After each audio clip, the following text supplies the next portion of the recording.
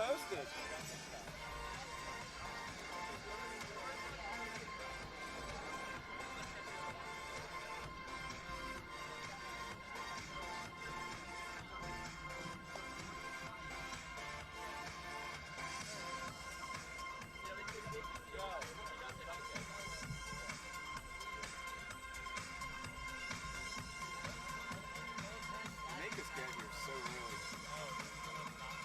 All set up and all that fun stuff. You're listening to DJ Tristan in the mix. Stand still, pulling away from me. When it takes so long, fires out. What do you want to be? Now I'm holding on. This place offers exactly zero shade. I know. They could have. I mean, this is where they always do, but they could have picked like any other spot. It would have been better. Cherokee's one of the worst ones. Well, I've done the majority of my games at Cherokee. What's that? I've done the majority of the games at Cherokee. Have you? Because I go to Cherokee. Right. Yeah. So, I've had this fun in this spot.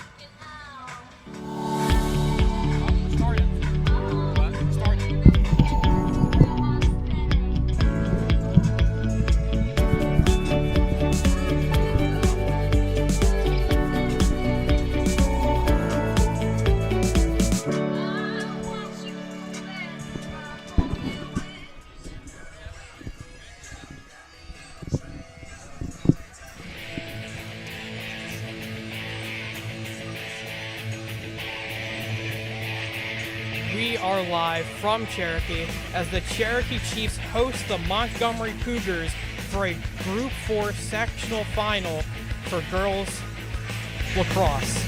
I'm your play commentator, Jacob Millard. My color commentator today is Jeff Provost. Jeff, what are your thoughts on today's game? I think the Cherokee Chiefs have waited a long time. The girls have to get back to this game, and the fact that they're playing at home, they couldn't have drawn up a better scenario. See if they can win the trophy today. Well, Jeff, there's only one way to find out. We'll be back with your Group 4 sectional final right after this.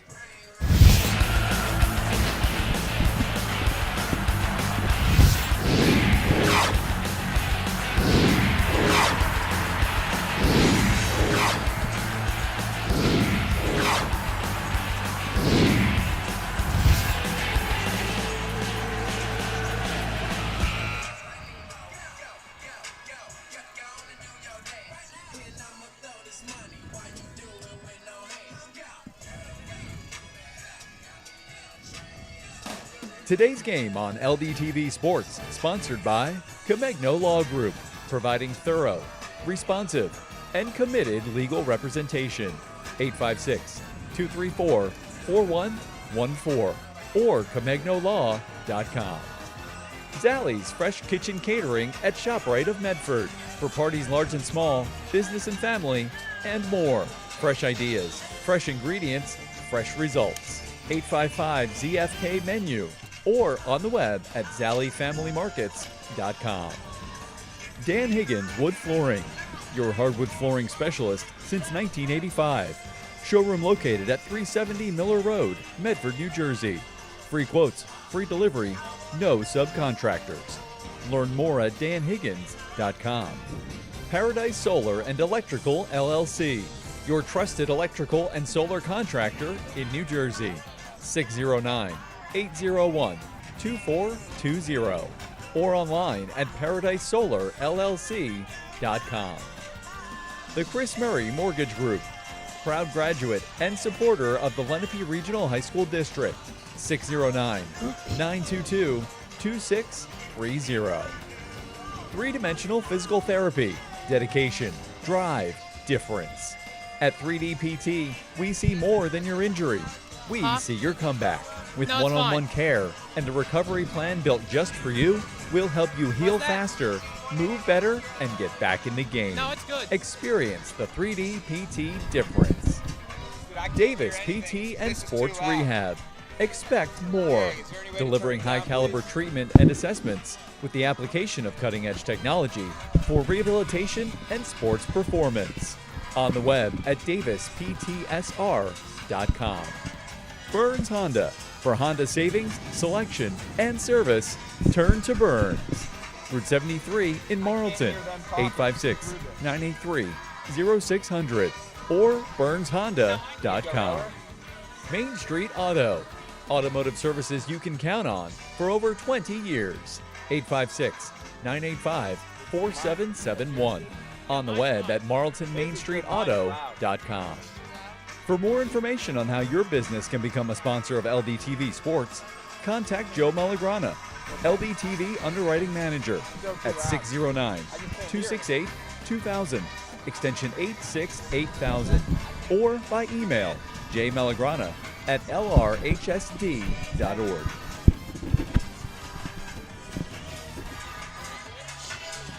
All right, ladies and gentlemen, and here we are for your South Jersey Group 4 sectional finals between the Cherokee Chiefs and the Montgomery Cougar.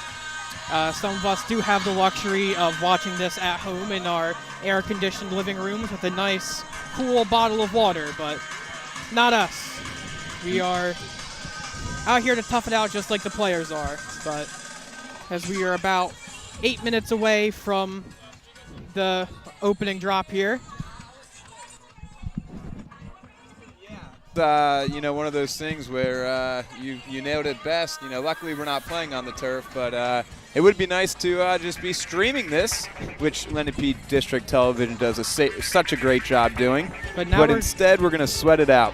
And now we're going to go to the equitable keys of the game, providing millions of customers with life insurance, annuities, and other needs-based products since 1859. Equitable. Together, we'll build the right strategy for your future. 732-452-7275. Montgomery wants communication. Yeah, communication is key no matter what sport you're playing. The great communicators are usually the ones that win the game, so they're going to make sure that they hone in on that.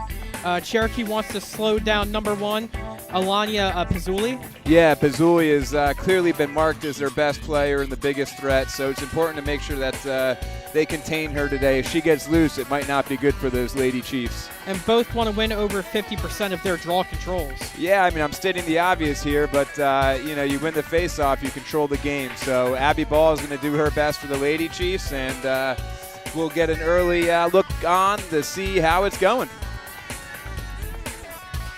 And those are your equitable keys to the game. As we are still waiting just a little bit longer, about 6.5 minutes until ball drop here. And then we're going to throw it down to our sideline reports. Now time for the Johnson Sideline Report. Remember, your year with a one-of-a-kind yearbook for your student.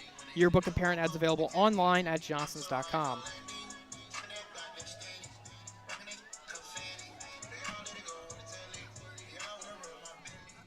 Thanks, guys. Well, I spoke to Cherokee coach Nienberger, and the main thing he told me that his girls are battle-tested and ready.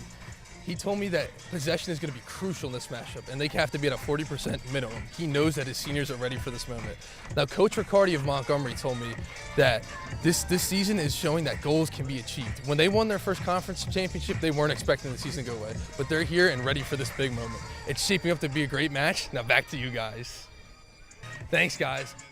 Cherokee coach Nienberger, and the main thing he told me that his girls are battle-tested and ready. He told me that possession is going to be crucial in this matchup, and they have to be at a 40% minimum. He knows that his seniors are ready for this moment. Now, Coach Riccardi of Montgomery told me that this season is showing that goals can be achieved. When they won their first conference championship, they weren't expecting the season to go away, but they're here and ready for this big moment. It's shaping up to be a great match. Now, back to you guys.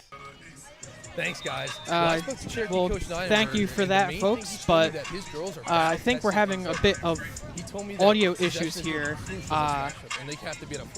But we'll do our best here, as there's about 5 minutes left here before ball drop. Both teams are on their respective sideline, ready to huddle up. Yeah, absolutely, and the coaches are certainly getting excited. You can see the coaches there conferencing, maybe some last-minute thoughts. They're loose, though. They're looking good. You got to take some pressure off. Now, Coach Riccardi of Montgomery told me that this season is showing that goals can be achieved. When they won their first conference championship, they weren't expecting the season to go away, but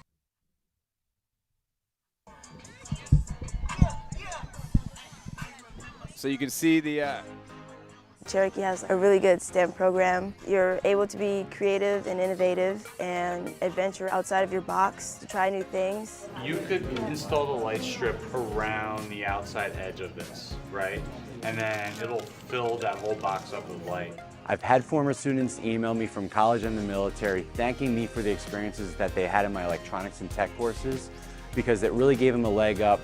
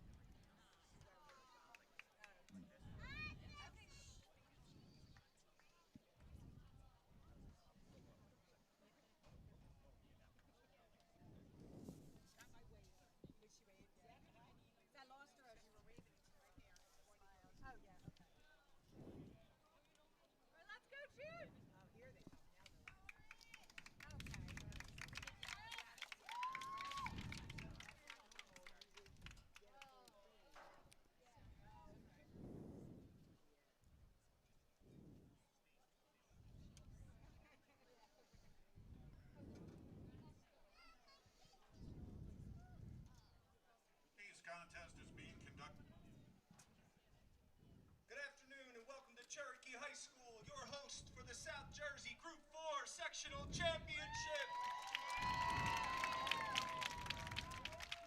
Today's matchup will feature the Montgomery Cougars and your Cherokee Lady Chiefs.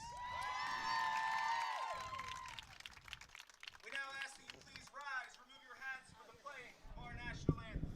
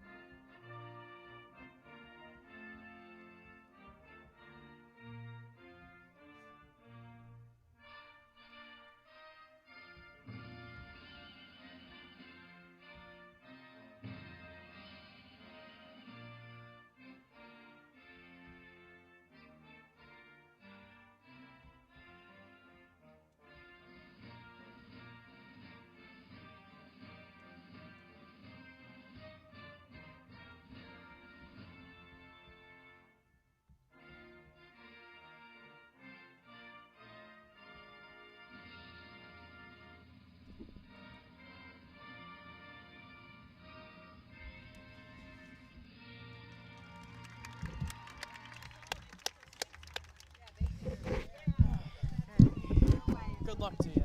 Yeah, thanks. You too. And now for tonight's starting lineups. First, the Cougars from Montgomery. Number 15, Lexi Lopez.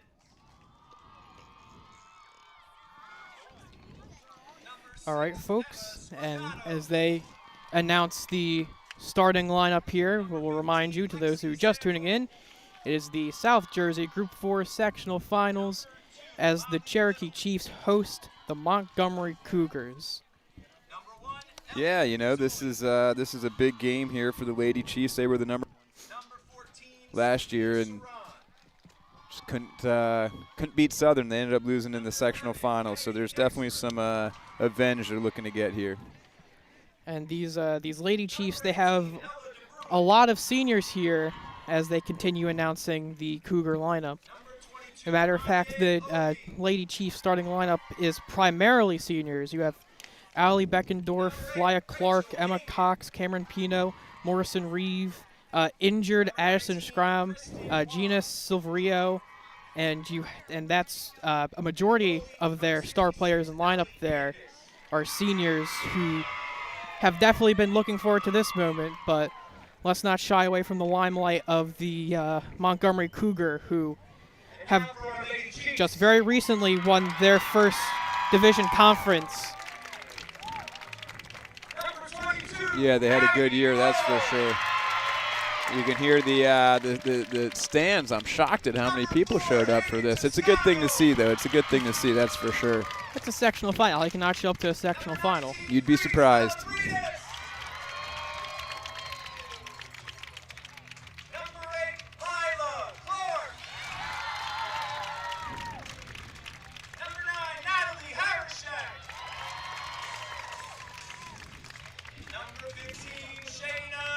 Montgomery does have a lot of returners as well, so there's experience in the big game on both sides. Most definitely there. The Chiefs lacrosse coach, Jeff Niederberger, he has a very historic and very tenured coaching record here with a coaching record of 120-6, which is definitely nothing to sneeze at there. I have 120 and 60, 120 and 60, he'd be in the Hall of Fame already. Yeah, 120 and 60, which is still a phenomenal winning percentage. The heat's getting to my head. Yeah, yes, it is hot out here. There's no doubt about that. Yeah. But yeah, no one better to lead this Lady Chiefs program. That's for sure.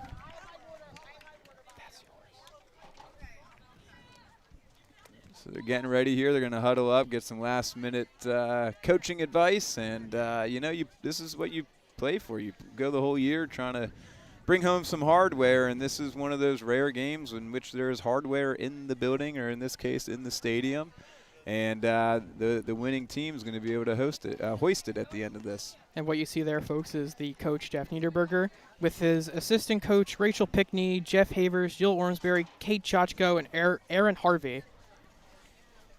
And for the Cougar side, their head coach, Joe Riccardi, who has a 60-47 record in 6 years. Also a very good coaching record, but Niederberger has him in years coached. Niederberger is an 11-year coach. And Montgomery's coach, Riccardi, is 6 years is at the helm. Now, he was 4 seasons as the assistant before that, but, you know. And with his assistant coaches, Geoff Corzato and Rini Colagnio. We are set to shortly underway here, as there will be, I'm sure, a lot of tension. Absolutely. Like I said, the whole season comes down to these 48 minutes, all right? And everything you've done all year, showed up to practice every day, it's for this. It's for this opportunity. Now, again, if they win, it's not the end of the season, but if they lose, it obviously is. Yeah, there is the, Jersey Finals? Is it just the Jersey Finals after this? Yeah, it'd be the state playoffs, so the winner of the South would go on to play the winner of the North. Well, you're never too old to learn something. As we'll have Abigail Ball taking the opening faceoff for the Lady Chiefs. Abby is a Coastal Carolina commit. She definitely has the height advantage. That's clearly. As Sophia Cerrone will meet her on the other side. I wonder how much intimidation plays into that. Probably a fair amount. I mean, if there was like, a 7-foot person standing in front of me, I wouldn't want to mess with them. Yeah. Not quite 7 feet, but certainly the height advantage. I don't know if that helps or hurts in lacrosse. I guess we will find out as we get ready for the opening draw here. Referee steps back. As often with girls lacrosse, a lot of interruptions.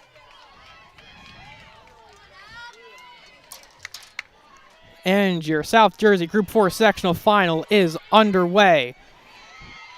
Ball fought for by Ball, but picked up by the Cougar. And there's your first whistle blown. Gives them half a second to breathe. First of many. It initially looked like Abby won that face-off, but it was not the case, as the Lady Chiefs weren't able to come up with it. As now Cougar will retain possession. There's a shot and a good save by Spicer. So first possession goes to the Montgomery Cougars, but they have nothing to show for it. So now we got to see what the Lady Chiefs can do here with their first possession. And you have number 9 for the Lady Chiefs, which is Natalie Harshak, who is running down the sideline with it there.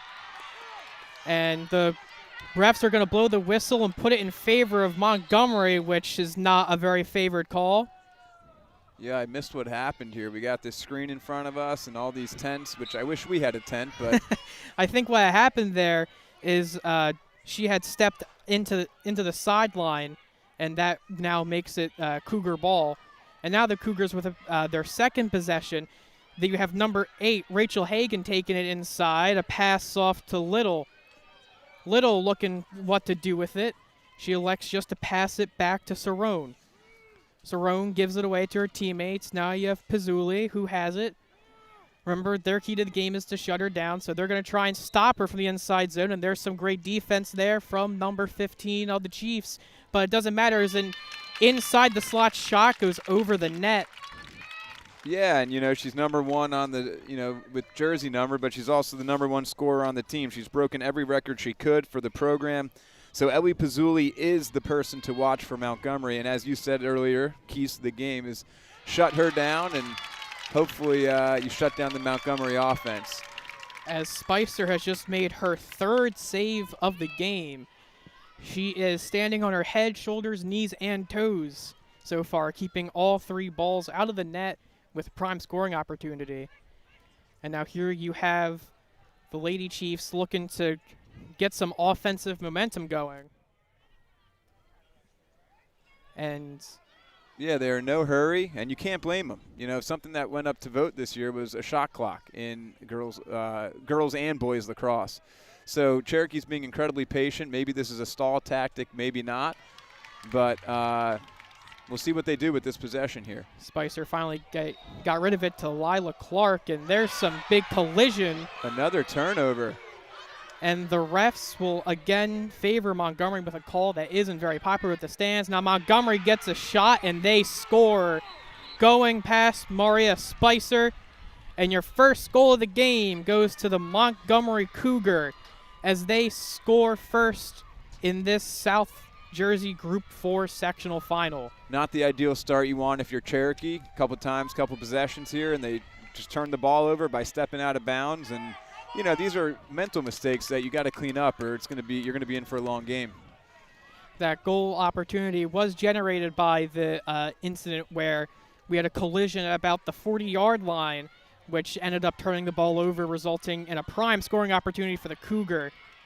And now we're looking at number 11 here, Kennedy Dexter, being the one to draw first blood here in this playoff game. But now the face-off will be won by the Chiefs. That ball is going to be picked up by number 15. That will be, Shaina Niederberger. Pass from behind the net. Pass it around.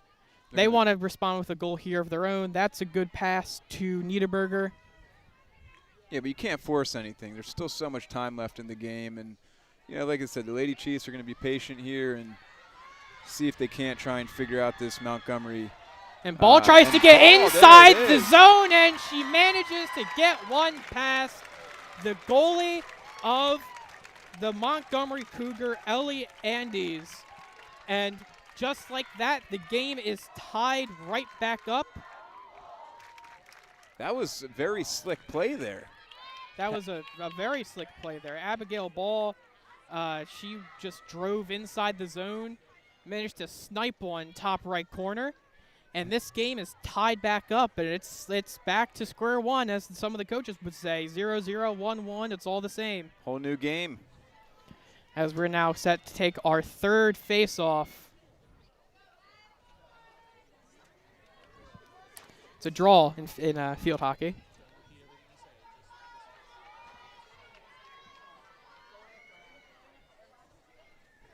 Ball set to take the draw.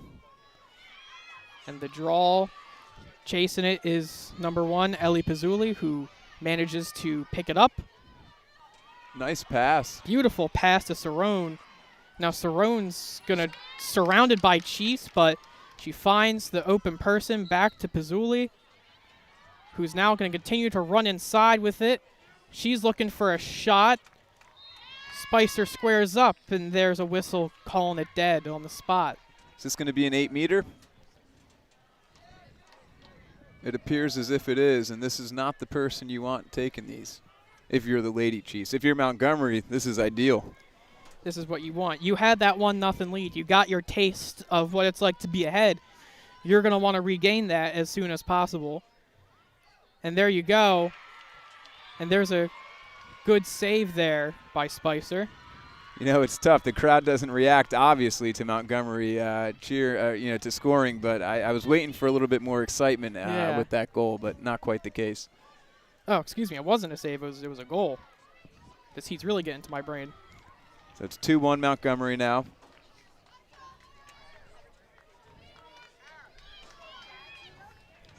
Draw number 4 of this game.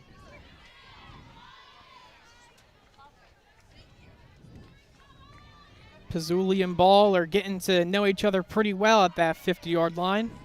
Absolutely. We'll see who wins this draw. It's one of the greatest stadiums in high school, I tell you. I coached soccer for 13 years here, really enjoyed having home games, and just the dome, not dome, sorry, the bowl aspect is really neat. And Pizzuli has it once more after being fought for a little bit. And now she'll pass it off. They're going to try and get it inside, a pass over the net. Bobbled it for a second, but possession has been retained. A pass to Molly Little. The interesting thing about Pizzuli is she has 72 goals on the season, but only 8 assists. 72 and counting, sorry. That was heading into today's game. 72 and counting. That's the important part here, as this game's definitely far from over from both teams, as the Lady Chiefs defense forces the Cougar out of the offensive zone, forces them to have to rethink a little bit and have to regain the zone a little bit here. As a pass goes errant over the head of a Cougar, and we will see the Lady Chiefs get the ball, I believe.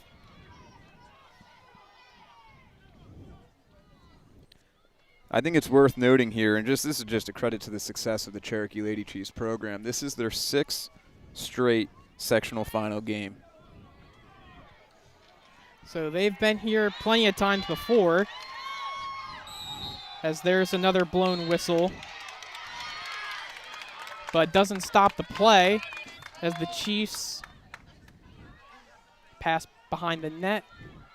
Ball, passing it to Salbritas.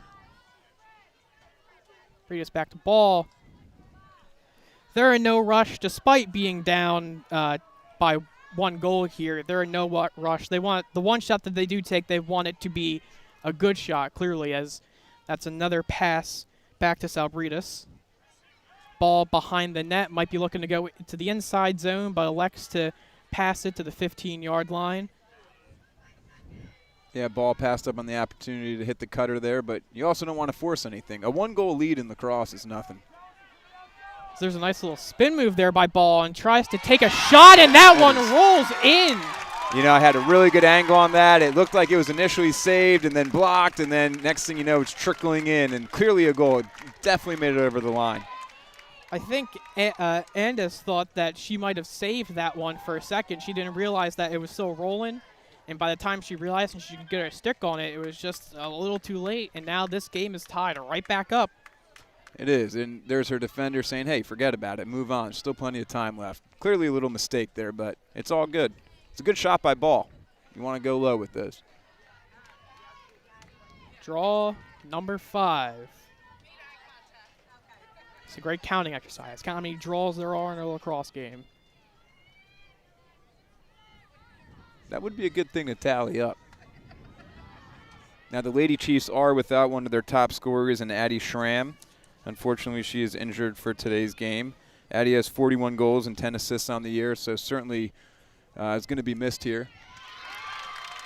And there's a whistle blown, which gives the Chiefs the ball. I didn't quite see what happened, but I think there was something up with the draw that just gave the Lady Chiefs the possession of the ball. Now they have a chance to be up for the first time in this game, as that's going to be a pass to number 8, Lila Clark, who gives it off. Eventually ended up in the hands of number 21 of the Lady Chiefs. Going around the crease here. They've been shown that when they do decide to shoot the ball, they have lethal efficiency of getting it in the back of the net. So they're just going to try and take 1 or 2 good shots instead of 4 or 5 mediocre shots. Yeah, you pick and choose when you want to go. There's nothing wrong with that. Lila Clark lobbing it to the inside.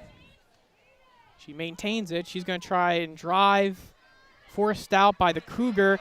But here's a wide open shot opportunity.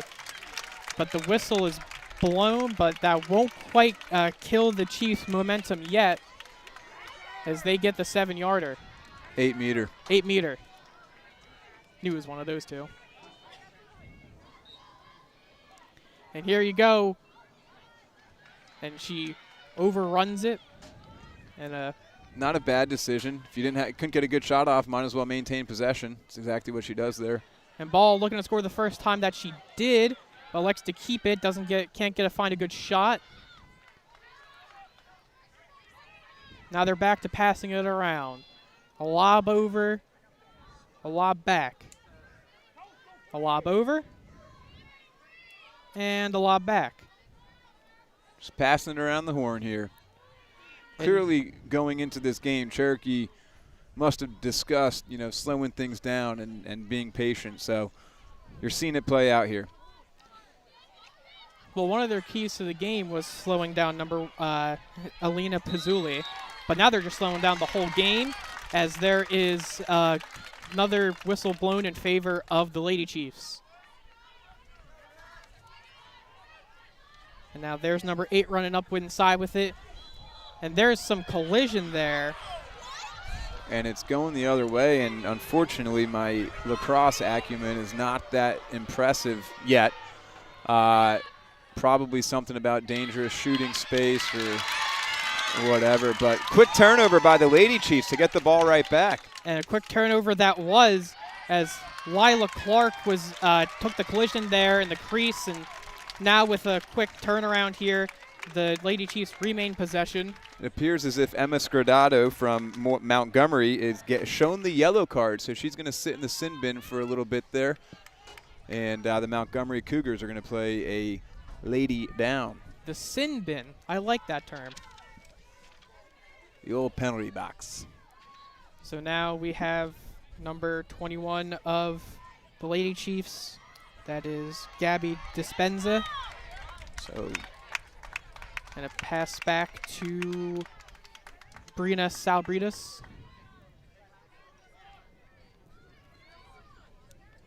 Now passing it around.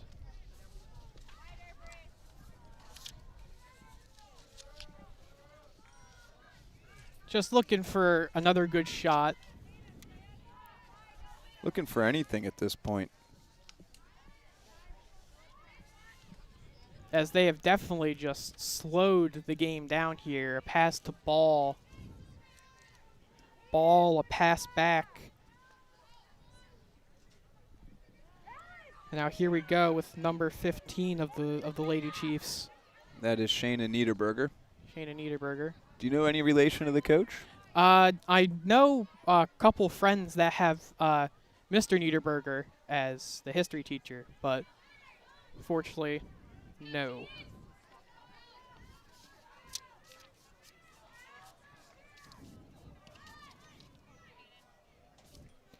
As the Lady Chiefs continue to just run around with it, completely dominating possession here. As Ball might be looking to take a shot, but there's some great defense there getting played by number 22. But a pass back, a prime scoring opportunity, and that one goes over the head of Andes. And just like that, the Lady Chiefs with a little over a minute left to go in this first quarter are up 3-2. So it wasn't Abby Ball doing the scoring. Oh. Called back. Called back. Thought it was a goal, but they have an opportunity for one. As there's a shot, and they get the goal anyway. There it is. They just wanted to make the Lady Chiefs wait a little bit. That's all it was. Brianna Salbridas there with the goal. Add to the suspense. 43 seconds left in this first quarter. It's been a back-and-forth game. Obviously, you stated the clear note that Cherokee is dominating the possession, but lacrosse is one of those sports where dominating the possession doesn't necessarily mean that you are dominating the game. And we're going to take a look at that replay now, sponsored by Ivy Rehab Physical Therapy on the web at ivyrehab.com. So it's an 8-meter shot here for Brianna Salabridis. I believe that's going to be the replay. Yep. Salabridis primed and ready, and just right over the head. Right over the stick. Right over the stick. That didn't look like it was traveling that fast. Was that in slow-mo? Had to be. Had to be in slow. I mean, it is a replay after all. It's about where you put it, though. As there will be a draw possession won by the Cougar. And now the Cougar are going to try and tie this game back up. Lose possession there for a second, but Hagan quickly recovers it. I'll tell you what, every time Montgomery wins the draw, the Cherokee Lady Chiefs are all over them. It's like they're swarming them, making it impossible to advance up the field. As you say that, there's a pass inside the zone to to Scradato. And an attempted pass to her. Gets a whistle blown. But with 5 seconds left, there's enough time for one more play. We have an 8-meter coming up. And here's an opportunity to tie the game, and that one gets deflected. I don't know which Lady Chief did that, but it was a great shot attempt. From my angle, it looked like it was an open net if they placed it right.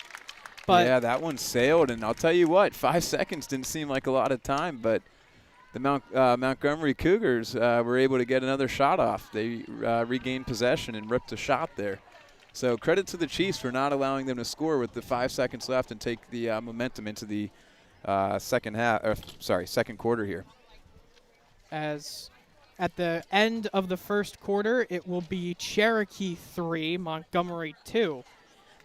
There was scoring early and often in this game here.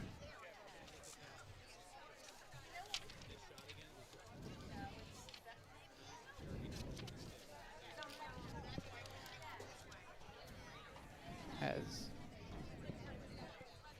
Cherokee is huddled to their sideline. And we're going to take a look at that stick deflection, sponsored by Ivy Rehab Physical Therapy on the web at ivyrehab.com. Yeah, let's take a look here. If it was indeed, oh yeah, that's why it sailed. We saw it sailed, and it looked like she was in, but great stick position, for lack of a better term. And that's Natalie Harshak right there with the amazing deflection, most probably saving a goal there.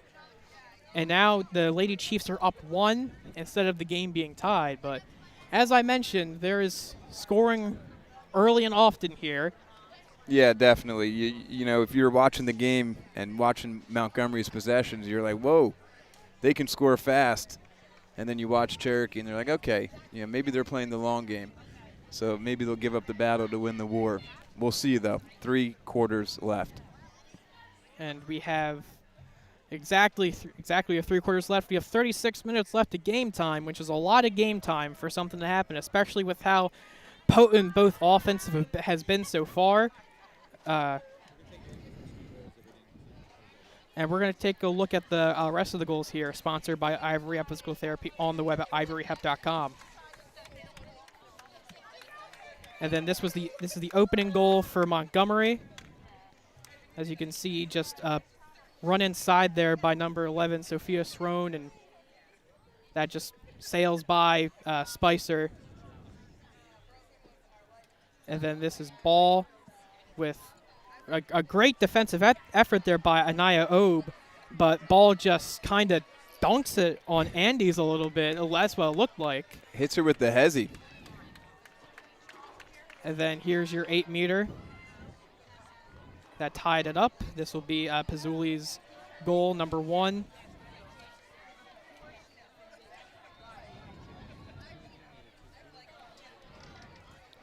And then this is ball tying the game back up with that little dribbler that just got past Andes. A slick shot, that's for sure.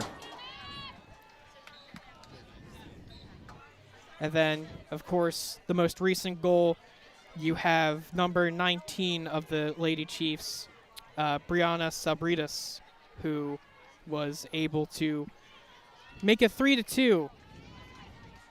As now the second quarter is soon to be underway here. And we'll see who wins the opening draw. Team switch sides, going the other way. And there's a draw win by the Cougar. Now there's Obey, who passes it off to her teammate, and teammate takes a bit of a tumble there. Scradato. And it will end up in the possession of the Cougar. And Scradato is running up inside with it. She doesn't look like she has much opposition. She loses the ball, picked back up by the Cougar, and a pass inside into a mob of Lady Chiefs, and it just dies on the floor. As now, I think we might be getting another 8-meter here. It looks like Sophia. Nope. Emma Scrudato. Scrudato. And a great save there by Mara Spicer. She was ready for that low shot. They tell you to shoot low in lacrosse because you never know in which way the ball can bounce or roll or whatever, but she was ready. And now Spicer has it. She's in no rush. Looks like number 21 of the Chiefs wants the ball, and she'll get it after Spicer passes it to her. You can hear the Chiefs student section chanting, "Let's go Chiefs." Loud and proud as always.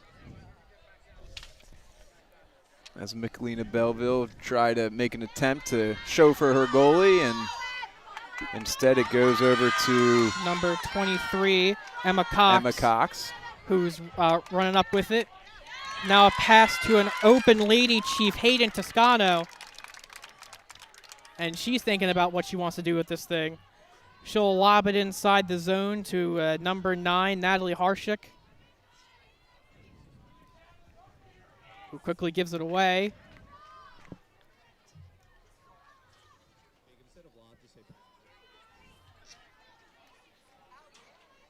As they're just passing it back and forth here, doing what they did, what they worked in the first quarter here. They're not rushing. They're going to wait to take their shot. And here's a pass inside the offensive zone. Going to try and shake defenders here. Great spin move. Looks like we have a penalty incoming. We'll see what it amounts to for the Lady Chiefs. As it looks like number 8, Lila Clark, will be taking this one. She runs up inside. She takes the shot, and there's a save there. She got hit pretty good. And that she did. And there were some people in the stands and most people on the sidelines who were expecting some sort of whistle, but the refs say let it play on. But she'll get another chance at it. Here we go. Chance number 2. And that's there it is. Lightning doesn't strike twice, but the Lady Chiefs do. That was number 8, Lila Clark, with that goal. And just like that, it is now 4-2 Cherokee. Lila Clark, a 4-year starter, obviously a senior, captain, doubling up the lead on Montgomery with a perfect 8-meter take. Her second attempt at an 8-meter. Yeah, it's good to see her bounce back, get up after that big hit she took. You can see why they wear the face masks when they play. And we're going to take a look at those plays. They're sponsored by Ivory Rehab Physical Therapy on the web at ivoryrehab.com. And this is the first one where that foul took place. She took a nasty hit from behind. That was Pizzuli who kind of hit her with that stick. And then there's the goal. Again, just right past Andis. You're straight on there. That's got to be such an advantage for the attacker. The goalie's probably thinking, what do I do? What do I do? And there's not much that they can do realistically. But great take, strong take by Lila there.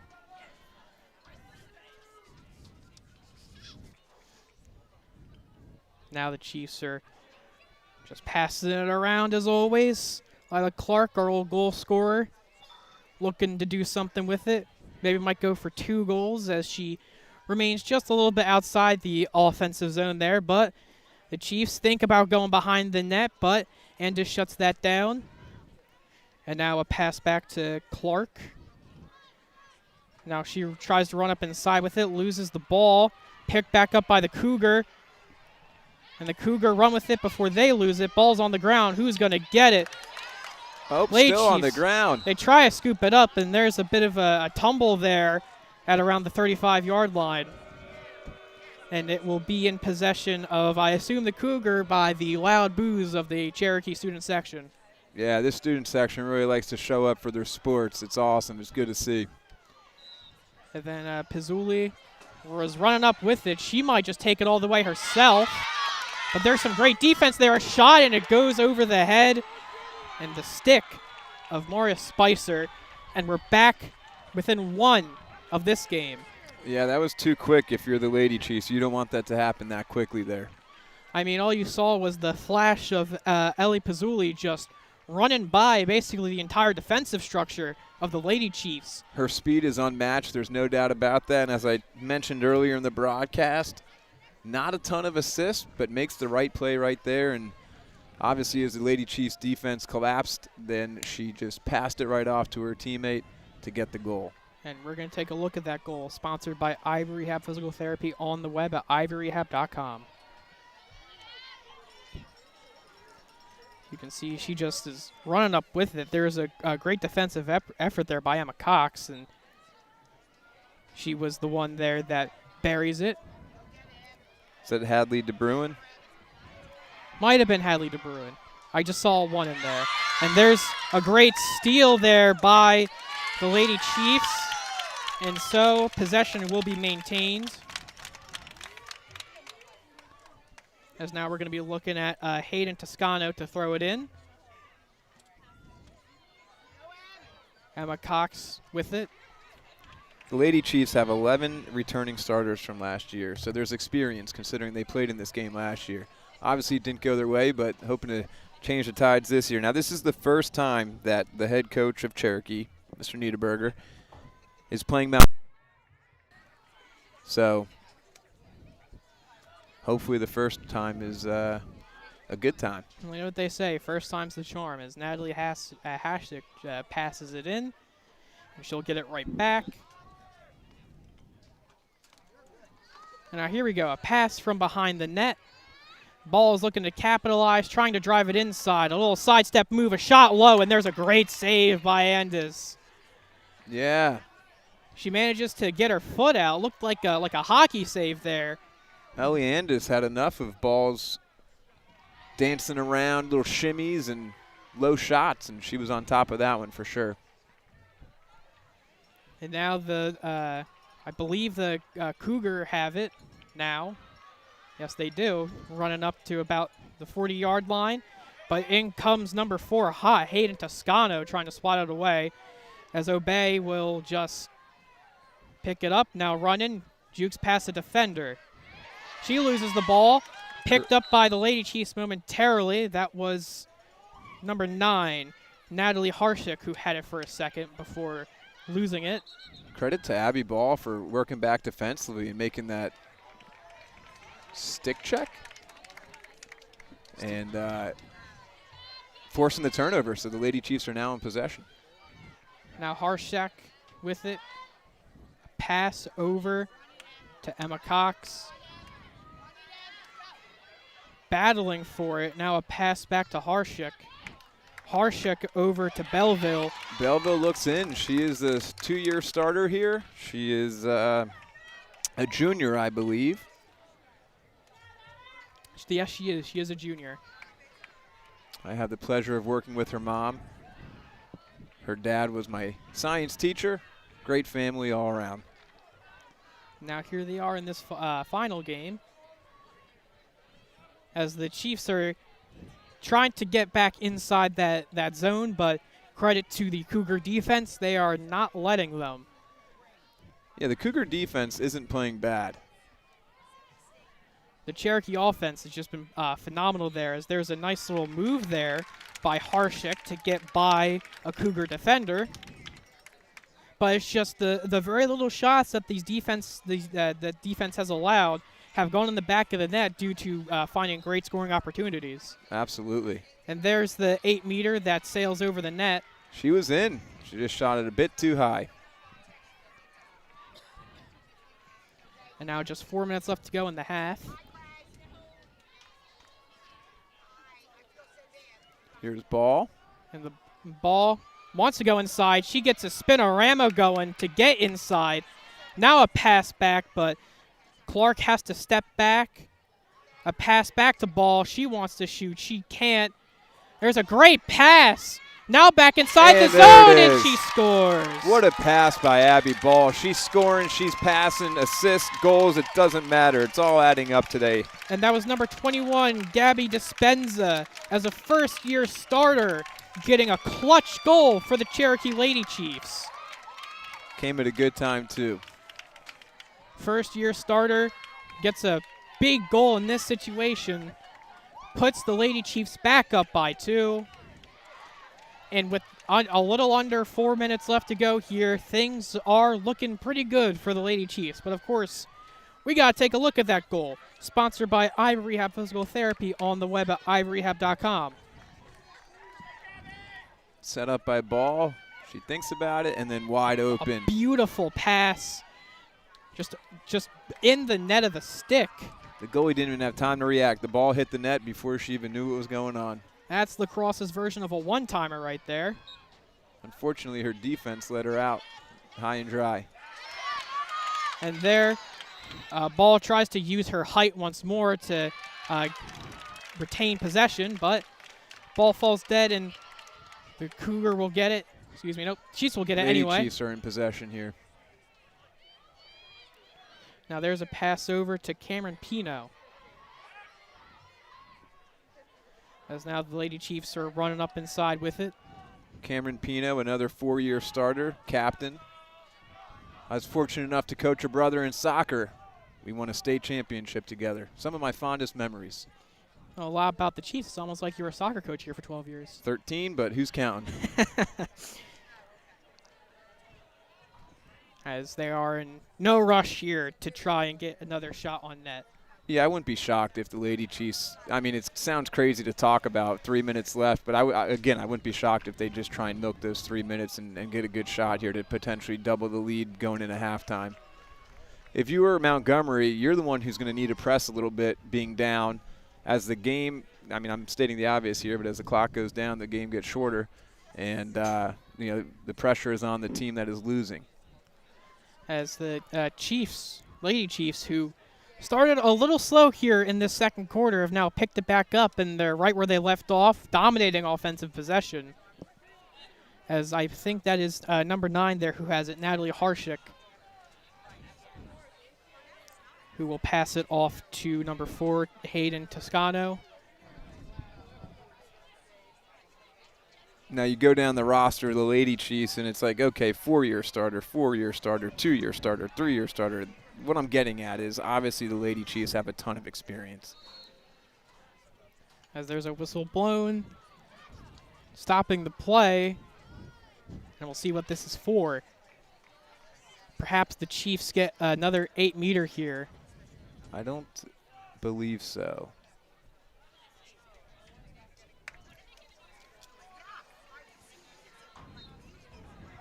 But the Chiefs will get possession. They will, and they'll be able to milk some of this clock, that's for sure. And we are barely above a minute left here.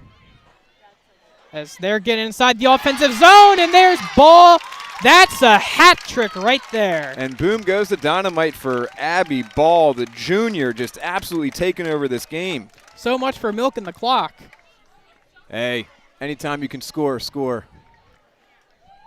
And now that doubles the Lady Chiefs lead with, you know, officially 1:11 left on the clock. It's you know, it's lacrosse is one of those sports that just because you score doesn't mean that you give possession to the other team. So we're going to take a look at the replay here of that goal. Sponsored by Ivory Rehab Physical Therapy on the web at ivoryrehab.com. Here you go. A little dodge, a little hezzy and a spin, and boom, the low shot. That was a fast shot there. Oh, and this is best case scenario if you were the Lady Chiefs. They are absolutely controlling the draw now and being smart with their possessions. And that's number 23 of the Lady Chiefs running with it, Emma Cox. Now, I thought they were going to milk it last time, maybe this time, but going in and, oh. That was a Toscano there who tried with the shot. And there's a great save there by Andes. That was a quick shot. If you're Cherokee, you're probably thinking, got to be smart in this situation, but oh, most definitely. Montgomery's got less than 30 seconds to operate.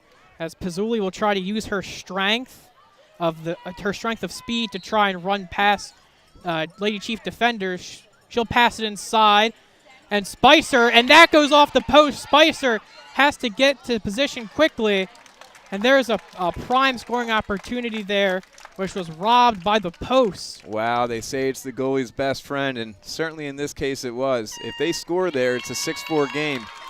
Now Cherokee can go in a half with a little bit more of a comfortable lead. I'm not going to pretend that it is, but, you know, things are going the Lady Chiefs' way. So it could certainly be worse, obviously, but let's see what these coaches draw up at halftime. They've certainly coached enough games in their day, so. I think if this ends up being a one-score game in favor of the Chiefs, I think Spicer owes that goalpost a bag of chips and some Coca-Cola. Absolutely, which we are not sponsored by the way. But here we are, halftime, as the Lady Chiefs have doubled the score of the Montgomery Cougars 6-3. And overall, it has been Lady Chiefs' first half here with just, they seem to have possession like 80% of the time. And with those great shots, they just capitalize off the, what little shots they're given. Because despite the offensive pressure that the Lady Chiefs have generated, the Cougar defense has locked them down and has allowed not very many shots and has forced them to take their time. Now, in this instance, it's not that big of a deal, but later in the game, if the Cougars get closer, then the Chiefs are going to want to speed up the process a little bit, which this defense has just not allowed the Lady Chiefs to do. Absolutely, yeah. And, I think that the Lady Chiefs had a game plan, and this game is playing right into their game plan. Now, I didn't talk to the coach, so I don't know, but it just seemed from early on that the Chiefs were going to be patient and take advantage of the opportunities they're given. And they weren't given that many, but they are certainly capitalizing on those opportunities. So as you can see there, the Lady Chiefs are up 6-3. It's the end of the second quarter of the South Jersey Group 4 final. There's a trophy in the building.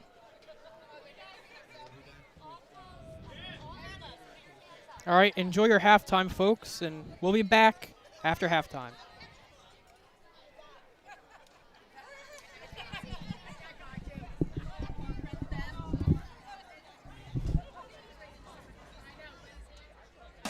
Today's game on LDTV Sports, sponsored by Comegno Law Group, providing thorough, responsive, and committed legal representation. 856-234-4114 or ComegnoLaw.com. Zallie's Fresh Kitchen Catering at ShopRite of Medford for parties large and small, business and family, and more. Fresh ideas, fresh ingredients, fresh results. 855-ZFK Menu or on the web at ZallieFamilyMarkets.com. Dan Higgins Wood Flooring, your hardwood flooring specialist since 1985. Showroom located at 370 Miller Road, Medford, New Jersey. Free quotes, free delivery, no subcontractors. Learn more at danhiggins.com. Paradise Solar and Electrical LLC, your trusted electrical and solar contractor in New Jersey. 609-801-2420 or online at ParadiseSolarLLC.com. The Chris Murray Mortgage Group, proud graduate and supporter of the Lenape Regional High School District. 609-922-2630. Three-dimensional physical therapy, dedication, drive, difference. At 3D PT, we see more than your injury. We see your comeback. With one-on-one care and a recovery plan built just for you, we'll help you heal faster, move better, and get back in the game. Experience the 3D PT difference. Davis PT and Sports Rehab. Expect more. Delivering high-caliber treatment and assessments with the application of cutting-edge technology for rehabilitation and sports performance. On the web at davisptsr.com. Burns Honda. For Honda savings, selection, and service, turn to Burns. Route 73 in Marlton, 856-983-0600 or burnshonda.com. Main Street Auto. Automotive services you can count on for over 20 years. 856-985-4771. On the web at marltonmainstreetauto.com. For more information on how your business can become a sponsor of LDTV Sports, contact Joe Malagrana, LDTV Underwriting Manager, at 609-2 268 2000, extension 868,000, or by email jmelagrana@lrhsd.org.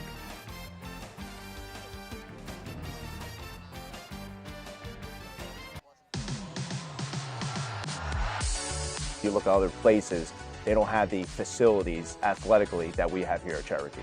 There's nothing like playing in the bowl at nighttime with the lights shining, or in the North Gym packed with all of our student section fans. There's nothing like it.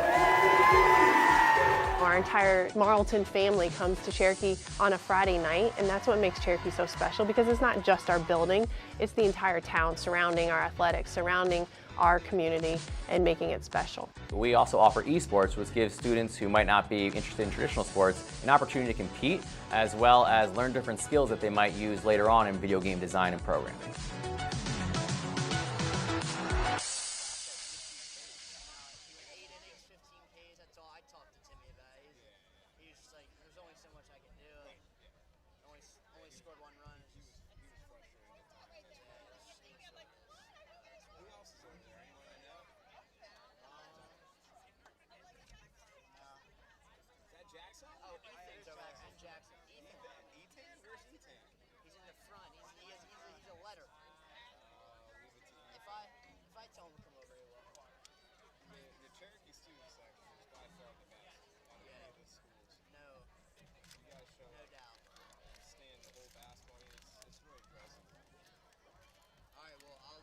Yeah. Game's about to start.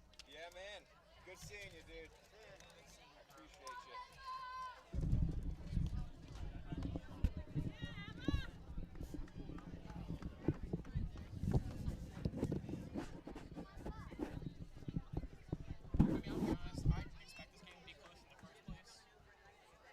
Who do you think was gonna? I thought Cherokee was gonna dog walk Montgomery. Oh, really? Yeah. I mean, it's just like, just look at like the quality of the roster is just so much better for the Chiefs. And like, as Joe Melagrana's always told me, you can always tell by the pre-game warm-up who's gonna win. And the Chiefs just looked a lot more committed. Preparation is a big part of it. Oh my God, there's clouds, thank God. Hard work beats talent when talent doesn't work hard. It's not. And they don't say by how much, they just say how many. Yep. What's that you got there? A little RX bar. A quick hit of, oh, it smells it. Make sure you put your headsets back on. Huh? Make sure you put your headsets back on because we're going to start. Okay. I need you to do the same twin splice, okay? Okay. And just be careful with your volumes because something's going on with the audio. Yeah. Something is going on with the audio. So, Jackson, you guys can hear it too. Yeah. It's cutting out. Next time, just put it back real fast.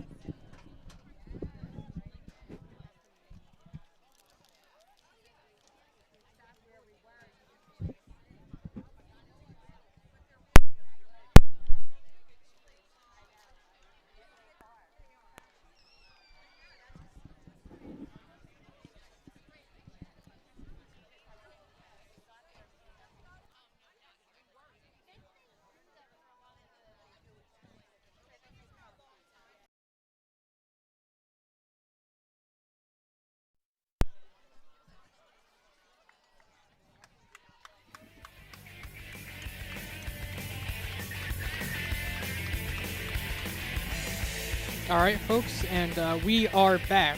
Start of the third quarter and start of this second half is now officially underway here as the Lady Chiefs will take possession here to start off this third quarter. A clean draw won by Abby Ball. I feel like we've said her name so many times today, but it's so deserving. She's having a great game. She has been a key contributor as to why the Lady Chiefs are winning 6-3 right now. If you're Coastal Carolina, you're watching this game, you're thinking, oh, we got a good one. Clark to pass it over to Harshak. Harshak over to number 21 of the Lady Chiefs. Run up, think about something to do with it, and then it's going to pass it back to Niederberger, excuse me. You know, I wonder what Niederberger told his girls at halftime. Stick to the script. Don't do anything different, because clearly it's working. Still only a 3-goal lead, though. And anything can happen in lacrosse, especially for a sectional final, as there will be Clark, who's back with it, trying to run up inside the zone. She might be successful, but she's ran out to the back of the net. And there's a pickup by Ball. Ball, a pass inside, dropped a little bit, and then picked back up by Pizzuli of the Cougar. If that was a little bit crisper, that would have been a sure goal, I'd have to imagine. And now the Cougar are running up down the opposite end of the sideline with it. Yeah, besides early on, the Chiefs have done a pretty good job of shutting down Pizzuli. As there's going to be a pass to Hagen, who's going to pass it back to Scrudato. Scrudato running up with it, maintaining possession despite a lot of contact. And there's Cerrone. You know, luckily we're not the ones running around down on the hot turf, but there is some cloud cover now, so. Oh my, I'm thankful for that. A little reprieve for these girls out there competing very hard. As there's going to be a pass back to Pizzuli. Pizzuli might be looking for the ball back, but instead Scrudato is going to try and run it in. Seeing if she has an opportunity to pass back inside. Met by a mob of Chiefs, but that one goes in the back of the net, and that's a goal. Is that bar down? Kind of looked like it. For a minute there, it looked like she had a clear lane to the goal, but credit to the Chiefs' defense for shutting that down. However, unfortunately, they were able to strike Montgomery. And just like that, the Montgomery Cougars are brought this game within 2. And if they're able to keep this momentum going, it might be a tie game in no time. Hopefully not if you're the Lady Chiefs, but you're absolutely right. I mean, this is a momentum sport, as all sports are. And lacrosse especially, momentum could flip on a dime, especially if we see who wins this draw here. But, of course, we're going to look at that goal there, sponsored by Ivory Rehab Physical Therapy on the web at ivoryrehab.com. As you can see there, little spinorama there. And a nice shot just goes right past Spicer, and there's Cerrone with it. Beautifully placed shot. Beautiful. And, you know, she spun right out of it and was able to capitalize off of it.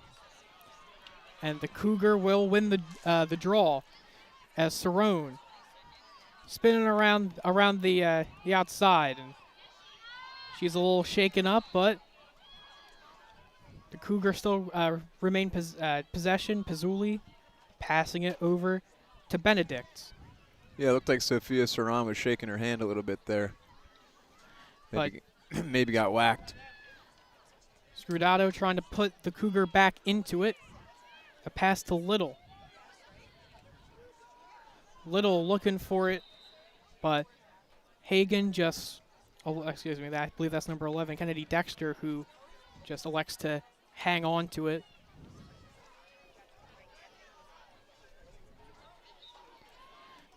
And she'll try to run inside, get one herself. Bowls over a Lady Chief. And that one, I believe that might have gone in the back of the net, but if it did, it's not a goal. At least to me, it looked like the Montgomery sideline started to cheer before putting their hands down. Yeah, I don't know what it would be like, but it looked, you know, if this is basketball, it looked like Lady Chief just took the charge there and won the possession. So hanging in tough there. And then there's Harashak, I mean.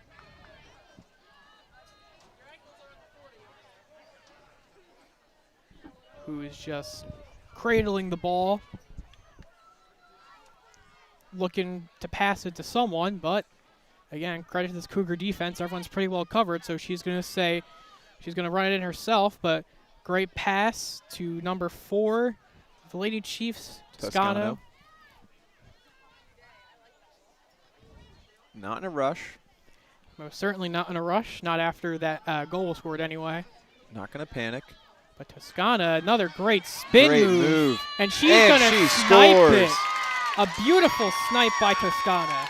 That was impressive. That was an individual effort there, and she looked like she got a little leverage on the defender and took full advantage of it with the little spin move and goes right to the goal, switches the hand. I think that's the most impressive thing that I've taken away is just how quickly these ladies, both sides, can switch hands with their sticks, and they all seem ambidextrous. I don't know if that's a thing or not, but pretty impressive.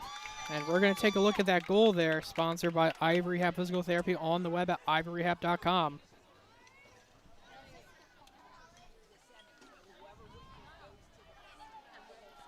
You see there, just beautiful shot. Yeah, she said, I'm going to do this myself. And not in a selfish way. No. She was feeling it, took it, capitalized. In a way, it was because of the great defense of the Cougar, who didn't allow much passing opportunities, that she kind of had just to take it in herself, as the Chiefs take a tumble there. But we're going to quickly throw it down to the sideline report. Remember your year with a one-of-a-kind yearbook for your student. Yearbook and parent ads available online at johnsons.com. Well, I spoke to both coaches at halftime and asked what their message to their team was. Now, Coach Niederberger told me to keep playing strong defense, as that's been the backbone of their team. He also told his girls to keep taking smart shots and limit the turnovers and keep the lead they've made so far. Now, Coach Riccardi, on the other hand, has said all they need is a goal just to get back in this game. He's telling his girls to not get disheartened and remember what's gotten them there. It's been a great game so far, and I'm expecting a good second half. Back to you guys. Thank you for that, David, as the Lady Chiefs tried to stop the Cougar. And there's a penalty on the play there. Appears as if the Cougars just scored a goal. It happened so fast. I was listening to a great sideline report, and I missed who the goal scorer was. I thought the goal was going to be taken back because the referee showed a yellow flag. They show that, but if the goal goes in, it's kind of like hockey with a penalty. They take it away. So there you can see there it's 7-5 in the favor of the Lady Chiefs. But that was a quick goal from the Cougars. And now we have another draw here, about halfway through this third quarter.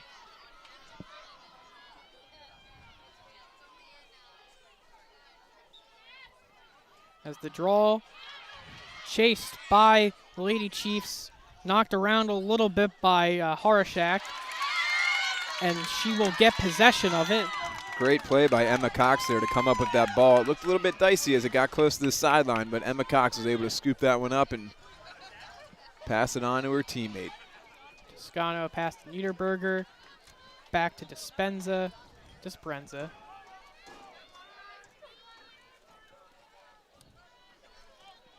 And now here we go, just chewing out the clock, gonna try and get one or two good shots off.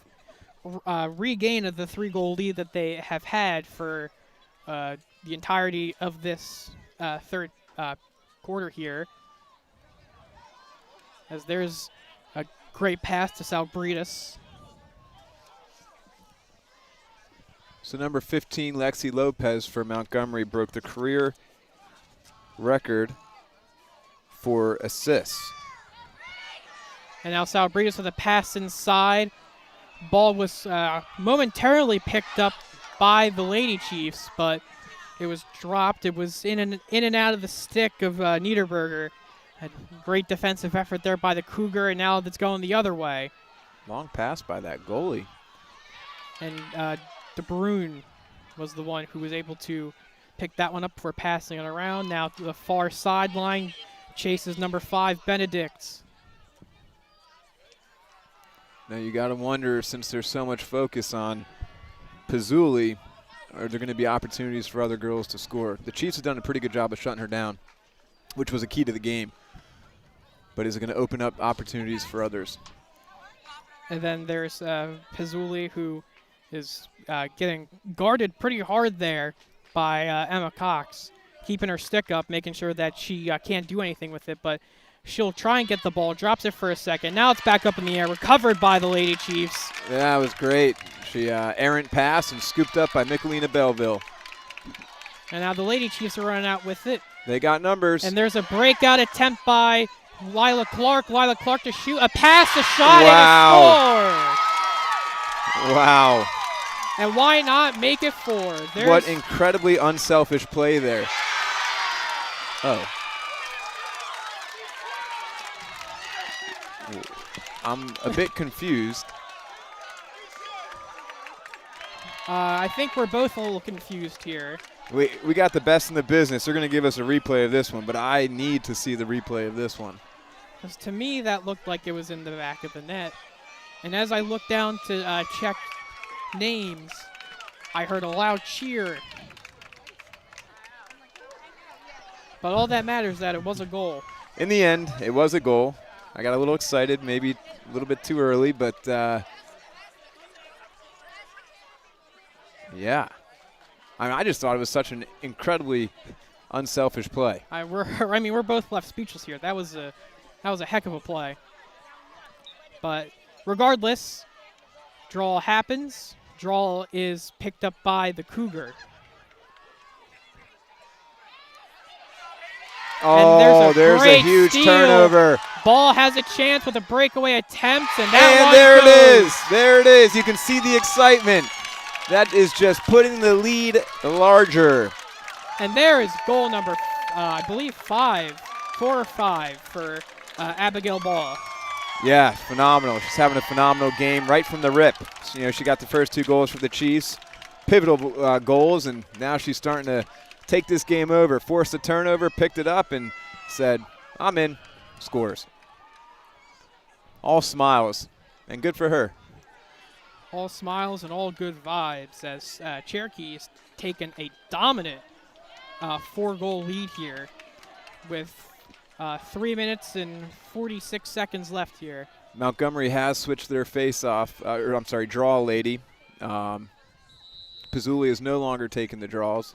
It is now number 14, Sophia Cerrone, just trying to change something up, try and get something going here. As it seems to work well in their favor, Pizzuli ends up with possession of it anyway. Drops it for a second, but she manages to pick it back up. It's amazing. You see all these sticks go up, and you're like, which one's going to end up with the ball? And Screwed-Out had it for a second before passing it to Dexter. Dexter passing it to Benedict. Benedict back to Dexter. The Cougar just trying to take a page out of the Chiefs' playbook that's worked so well, which is just take slow and passive shots. But here we are with some action inside the offensive zone. And Spicer, there's a beautiful that's a stick huge save. And I'll tell you what, the Cougars don't have the luxury of taking a page out of Cherokee's book because they are now down 4 goals as the clock is ticking. Cherokee in possession of this ball, and they know what they're doing. And they do it the best. Burning clock.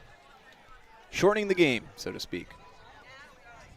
As the Lady Chiefs will just take their time here. They are in no rush whatsoever. As Spicer, who had the ball holding it, now passes it back to one of her teammates. Believe that is number 21, Gabby Dispenza. Passes it to Michelina, who had a stick change at halftime, mind you. So Errant pass, but picked up by Lila Clark. Maybe the new stick is giving her some sort of luck, as now there goes number 9 getting chased out of bounds, Harashek.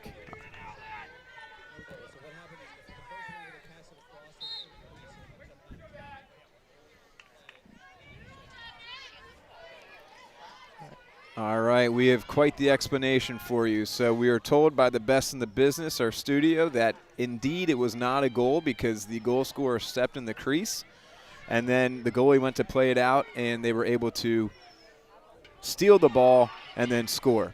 So we'll see here. Yep, there's the goal. There's the initial cheer. Okay, yep. The pass. Okay, not the shot. Foot was in. There's some excitement on the field here. And as you can see, the goalie plays it out. And just a great, great Abby Ball play. Puts her stick up, retains possession, shoots, and scores. The Chiefs are really feeling it right now. The crowd is starting to give some energy. The crowd's into it. The sideline's feeling it. A minute, a little bit more than a minute left, and the Chiefs, I would have to imagine, are just going to be completely patient here. There's no need to force anything. Burn the clock. Take that 4-goal lead going into the fourth quarter. All the pressure on the Cougars. The Chiefs have had an awesome game plan so far, and it's paying off. As Ball just holds it behind the net.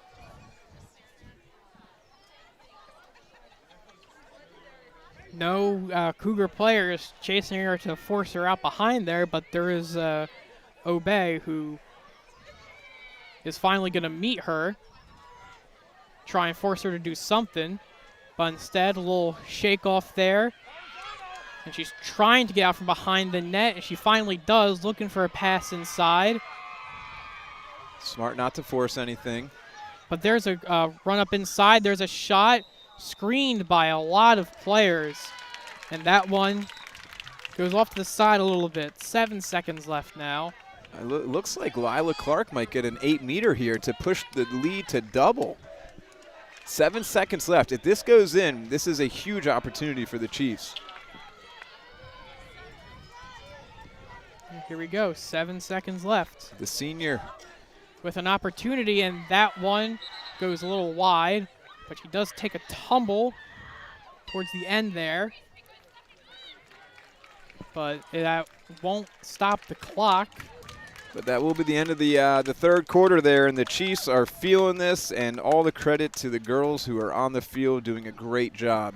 And the Cherokee Lady Chiefs are 12 minutes away, if the score stays the same, from hoisting a trophy. This would be their first sectional final since 2001. And we're going to take a look here at a goal here sponsored by Ivory Rehab Physical Therapy on the web at ivoryrehab.com. This is the 9th goal. It's a great steal, I think. Yeah, it was, yeah, knocked out by Ball. Ball takes it up. And Ball knows how to ball. It was terrible. But anyway, I liked it. My saying, but the goal was not terrible. Goal was anything but terrible. All smiles after that. As that was Sophia Cerrone who would have possession of it before great defensive play by the Chiefs. And you got to wonder what's being said in the huddle there by Coach Joe Riccardi of the Montgomery Cougar. He's probably telling his girls, look, it's now or never. How bad do you want this? It's going to be a matter of who wants it more at this point. And the Cougar were able to score first here in this third quarter in order to make it 5 to, I believe it would be 4-6, and then it would be 4-7, and then it would be 7-5. And ever since then, the Chiefs have had two unanswered goals.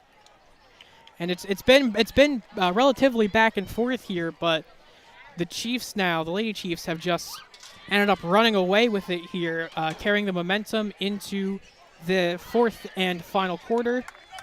Yeah, and I think, it's worth noting here, maybe haven't given them enough credit yet, but the Lady Chiefs defense obviously has done just a phenomenal job, and that is Cami Pino, Emma Cox, Morrison Reeve, and Michelina Belleville, the starters, that is. And the whole team has chimed in.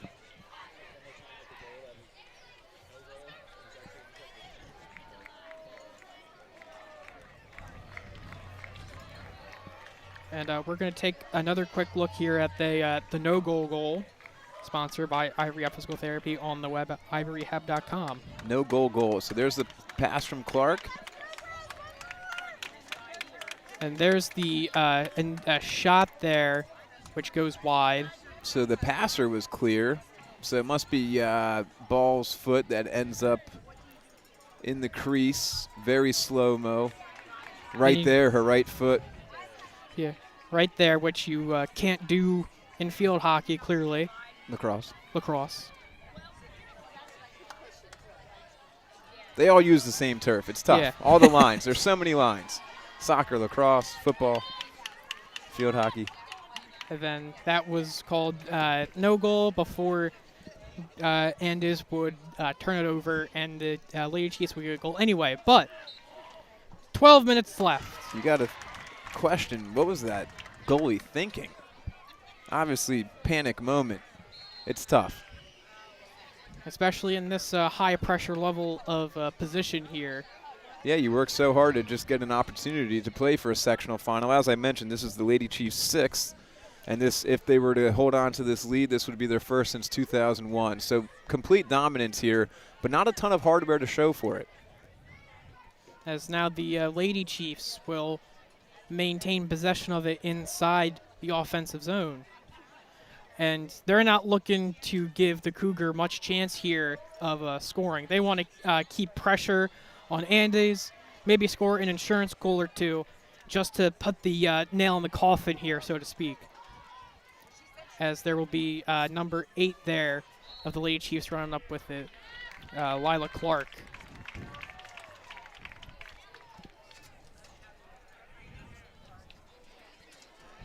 Every call now favors the Chiefs.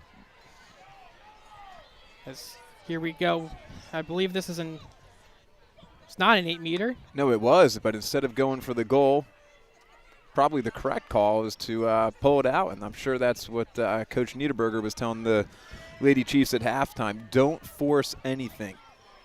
Only shoot if you have a sure shot.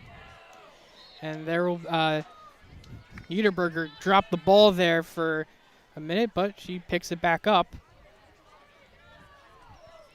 And now Chiefs running with it, far end of the sideline. And a ball looking to try and get past the defender. I mean, they just had no answer for her today. And now there's a pass by Toscano, who runs it inside, and the whistle blown.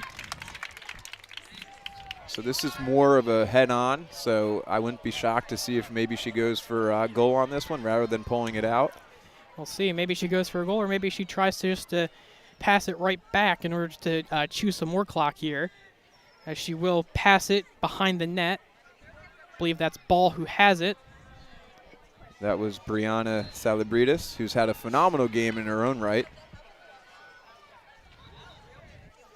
Now there's another whistle blown. And the clock is not stopping as of right now. Yeah, this is an ideal scenario for the Lady Chiefs.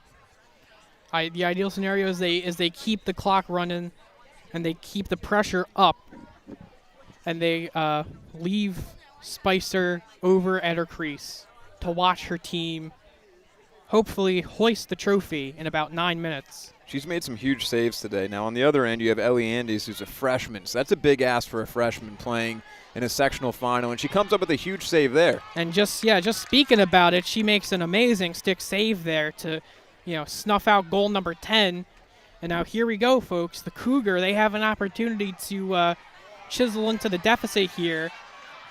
As they're now running inside with it, they got the numbers, got the speed. There's a shot, there's a bounce, and it goes over the net. Absolutely wide. She was all in alone. Just couldn't put it away. You sigh of relief if you were the Lady Chiefs. Disappointment if you were the Montgomery Cougars. She tried to go low, but the ball just ended up bouncing a little too hard, and it went over the net. But the Cougars still have possession as Pizzuli passes it along. Now as the time ticks, you start to think about what and now there's Pizzuli, who believed that was a goal, and it was. Pizzuli, now look out here. Now it's 6-9 Cherokee, but Montgomery might have some sort of momentum here. Yeah, this next draw is so important. And we're going to take a look at that goal, sponsored by Ivory Rehab Physical Therapy on the web at ivoryrehab.com. Let's see. So you can see. Cut right in. And yeah, that one sneaks in. Great shot. Through traffic, too, so all the credit in the world to Pizzuli there. Pizzuli, who face off, I'm sorry, this draw seems to be, each one is higher stakes. So that one gets sent up high into the air, and it will dribble out of bounds. So it looks like they're going to do the draw again. Now it is Pizzuli back up against Abby Ball. Pizzuli returns into the draw circle.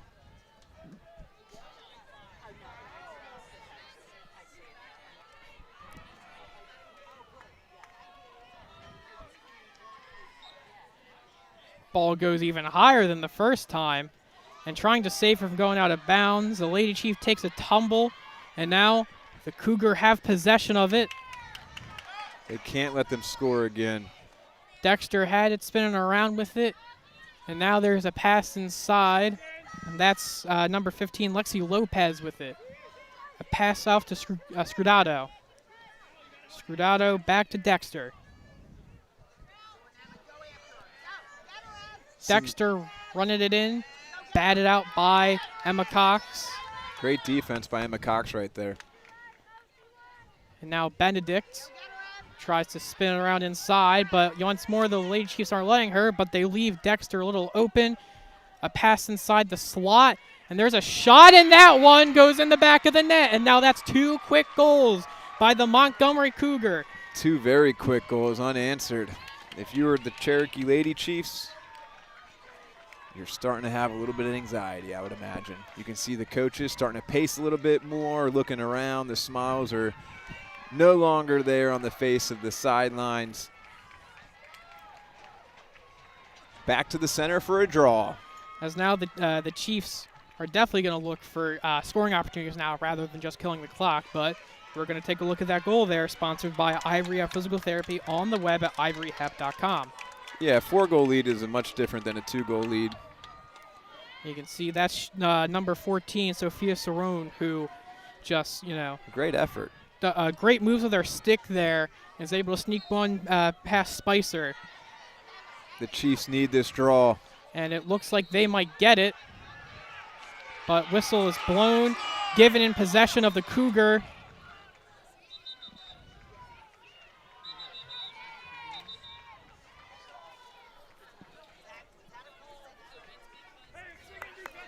As the Montgomery Cougars will retain possession before stolen back. Great defense by Emma Cox there. And a Lady Chief loses her stick there for a second. Yeah, I think that was a foul, or whatever it's called in girls lacrosse. But yeah, I mean, being up 4, you can afford to milk the clock, but being up 2, maybe your whole game plan changes. And Dispenza looking to do something with it, a pass off to Emma Cox. Emma Cox has had a great game. And she gets hit in the head there. And I believe the refs are going to give the ball to the Lady Chiefs. Yeah, normally if you get hit in the head, that's a card. Player safety is utmost concern. But the refs saw differently. Let it play on, as now the Lady Chiefs have it back in their offensive zone. As now there is less than half the quarter left. Dispenza had it, and here's a great pass that bounces off the stick of Lexi Lopez, and the Lady Chiefs have it back once more. That was a Hail Mary pass, and look who's on the other end of it. Emma Cox. Great game from Emma Cox. And now we're getting shown the yellow here. And that is Pizzuli being shown the yellow card.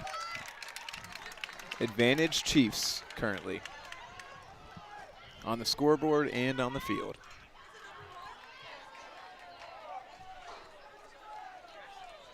And Pizzuli, who has done so much for this for her team, is now in the sin bin. Yes, yes. And not the player you want. If you need goals, that's not the player you want. It looks like we have a timeout here taken by, I think it was by Coach Niederberger.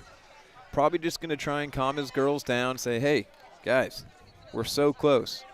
We didn't get this far to only get this far. Let's make sure we stay focused and remember the end goal. As at the start of this final quarter here, remember it was 9-5 Cherokee, but now it's 7-9 Cherokee. Yeah, they haven't found the back of the net in this quarter. And we have, like you said, a little under halfway, officially 5 minutes and 26 seconds. One goal would go a long way, not just for the score purposes, but just for the psyche. You know, you feel like we've given up 2 goals. We haven't scored any this quarter. A little bit less than half to go, but you get one, you start to get some wind in your sails, a little momentum going. As I must say, this is the most high-scoring and probably the best lacrosse game that I've ever commentated. Yeah, it's goals back and forth. It's been each team has hit lulls and have gotten us to this point. Who knows? Maybe the teams knew that this was my last one, so they figured they'd make it a little special for me. Save the best for last. That's what they say sometimes. Not to me. What are the plans for next year? Well, probably go to RCBC, pursue sports broadcasting as my dream job. Oh, that'd be great. That'd be Yeah. great. Great experience doing this. Did you do it for all 4 years? 3 years. 3 of the 4? I didn't do a freshman year. That's great. Sticks are up. Lady Chiefs are ready to break huddle. But enough about me. Let's get back to the game here. Absolutely, absolutely. As the Lady Chiefs do break their huddle. And real quick, before we get started, we're going to thank our crew here. Our announcers, Jeff Provost, Jacob Millard, myself, our sideline, David Donch, our Option 2 crew, Christian Barnabra, Tommy Alvarez, David Cornidi, Adi Magram, Kay Trazo, Gavin Murphy, Shelby McEwley, our crew, Ava Grace Lyons, Noah Kramer, Amanda Good, our alumni volunteer, Jeff Price, and our setup crew of Christian, Cade, and Shelby. I'm telling you, best in the business. Best in the business. There's so many people who are watching this game, and they're doing it because of the effort LDTV puts into getting it in the homes of people who cannot attend. As now the loud cheer and the Lady Chiefs now with it, but they quickly lose possession of it. And Montgomery. Errant pass again. Looking for something, but that is twice now Montgomery has turned over the Lady Chiefs and then immediately turned it back over. My bet is it could just be the nerves of the Montgomery Cougars. They're the adrenaline of a potential comeback here, and they're not completing passes that, for all intents and purposes, they should complete. Yeah. As the sun blocks her. Sun blocks the view of Lopez there. That was a pretty good chuck of the ball there by the ref. Yeah, maybe she would do good in softball. But anyway, the Lady Chiefs with possession of it. A beautiful pass there to Clark, who's now running up with it. Looking to pass it to someone. Now these Lady Chiefs, the seniors, well, anyone who was on the team last year lost to Southern in the finals, so you're hoping this ends differently this year. And if you were a senior, this is potentially, your last home game. Obviously, they would advance, but they wouldn't play at home. So trying to give these home fans something to celebrate, that's for sure. As now the Lady Chiefs are running back with it. That's to Clark. Clark, a little sidestep there. Pass over, back to Clark. Yeah, at this point, I'd be certain the Lady Chiefs are fairly comfortable passing the ball around and burning that clock. And now there's Toscano, who tries to pass it deeper inside the zone, but the ball drops on the turf. Oh, no. And we have an injury here. Just cramping? That's what we hope for. We hope for, absolutely. Can't quite see the number, but to me that looks like number 21, Gabby Dispenza. I thought it was 15. I'm seeing 21 on the jersey. And she You are is right. hurt Yep. bad from the looks of how she's grabbing her abdomen. Yeah. You hope it's just cramps. Which you can't blame them. Folks, who has never played on the turf, the turf is made with rubber tires. It's black. They're black pellets. It gets very hot. Very hot. And the opposite end here, you see Maria Spicer taking a knee in solidarity for her injured teammate on the other end of the field. Now you would have to think that the Chiefs will make a sub here. I mean, they obviously have to. Right. And we'll see if she can. And she's, with assistance, she's walking off with kind of her own strength, which is a good sign. And Riley Cohn will now sub in for the injured Gabby Dispenza. Remember, Gabby Dispenza, who got that crucial goal in the second quarter there, is now limping off to the sideline. And we can only hope that it is just cramps or an injury she can recover from shortly. Which I will tell you, having played on turf and having been susceptible to calf cramps, they hurt. They hurt. I don't care what anyone says.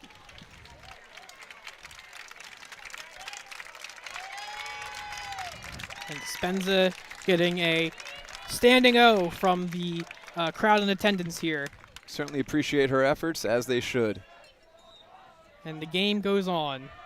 So my goodness, they had the 8-meter and wisely decided to not go towards net, pull it out, and really going to have to force something here if you were the Montgomery Cougars. Now, they forced a couple turnovers, so stick to the game plan and see if you can't get some goals.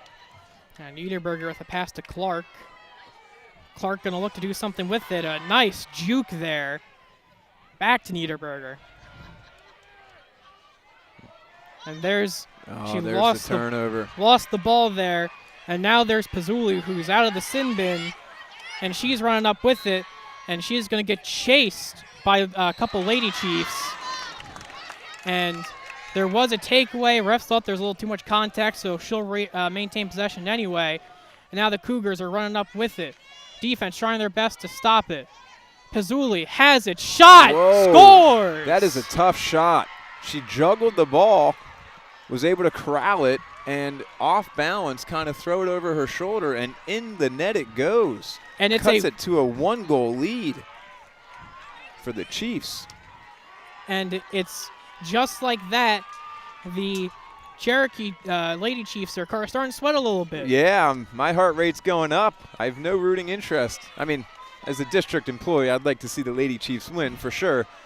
But, whew, man, everything just gets more and more intense. And we're going to take a look at that goal sponsored by Ivory Rehab Physical Therapy on the web at ivyrehab.com.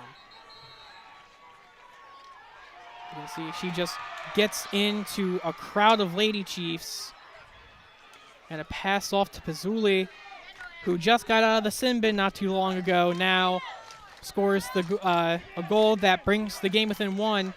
And now Montgomery has the ball once more. Pizzuli has been pretty quiet, but she has come alive at the most crucial time for the Montgomery Cougars. I would imagine they're going to look to get the ball in her hands, whether it's for another shot or perhaps indeed for an assist. Timeout? I think we got a timeout here. Believe that might have been called by Joe Riccardi.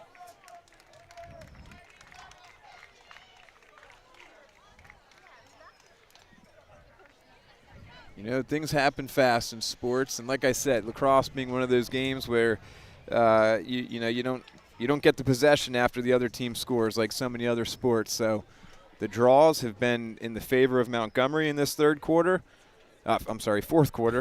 and we'll see if that's a trend that continues. As now, with a little over 2 minutes left to go, official time, 2 minutes and 19 seconds. You can see some angst on the fans' faces here. Never a good thing. The energy's kind of been sucked out of this bowl. And one goal here by either team will change this game. A goal from Cherokee that probably puts a nail in the coffin here for this finals game. And a goal from Montgomery obviously ties up this game. Now, if you're Coach Niederberger, you're probably saying to your girls, it's all right, shake it off, maintain possession, play the best 2 minutes you have in your life. Yeah, I mean, it's 2 minutes for the rest of your life, so give everything you got. A little over 2 minutes, but everything you got. It's what the whole season boils down to.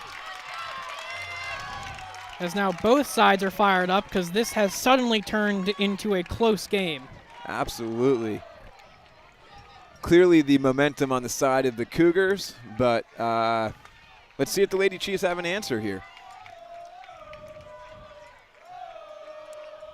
As you're talking about, the student section is back to life here, as this is a pivotal moment here in this game. Probably the most important moment of this game. Yes, I've coached in many sectional finals, lacrosse, soccer and tennis.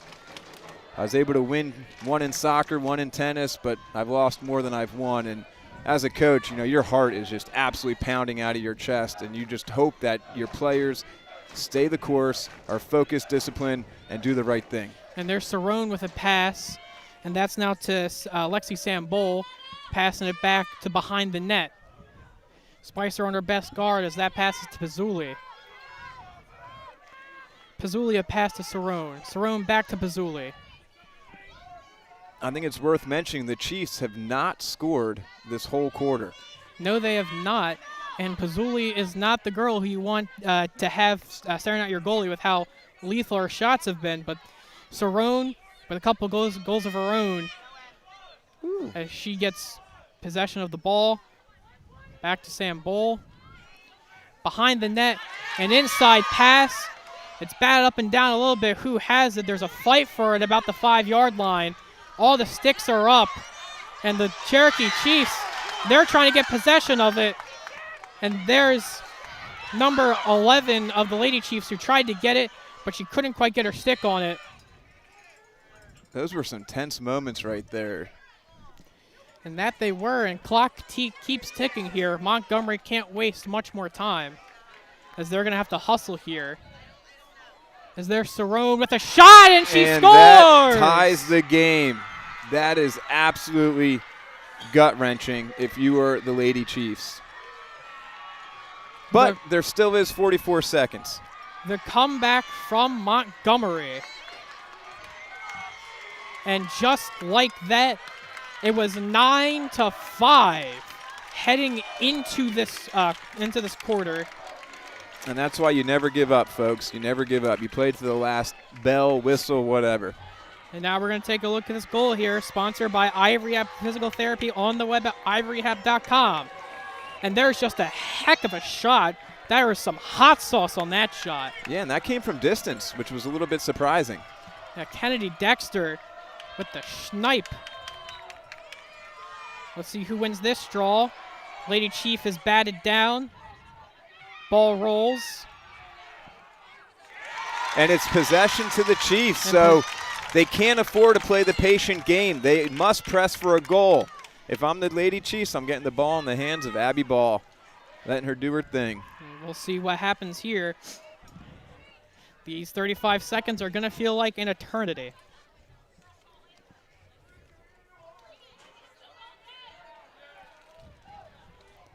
The refs are convening, talking something over.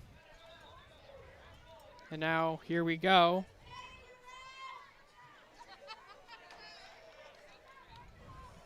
As the refs are talking about something. What it is, I'm not quite sure. Yeah, I can't hear up here. My hearing is not that good, but it's good to see that the officials are trying to make the correct call and do everything that they can to ensure that this is a fair game. Now the Lady Chiefs looking to throw it back in. Clock won't start until they do so. So they have some time here to calm their nerves. Montgomery coaches talking to the officials. Now the officials are talking to the Cherokee coaches. I'd love to be a fly on, not the wall or outdoors, but I'd love to hear what's being said there. Fly on the stick, maybe. Yes, yes. But we will now play on as the Lady Chiefs run it in with haste. And there's a great breakaway opportunity, but a pass outside to Ball. Ball now looking for something to do with it. She's going to try and run inside. She wants to end the game. A shot. What a save. And a great save. And a rebound. Attempted recovery by the Chiefs. And they do recover it. A pass back to Sangbritas. A shot. And she scores! Or at least we thought. No goal. So now with 11 seconds left here, we're going to convene to see what the call is. I'll tell you this. I didn't think I was that interested, but my heart is pounding. I think that's the homer in you. Looks like yeah. I mean, once a chief, always a chief. Who's now with officially 11 seconds left to go here. ruled no goal.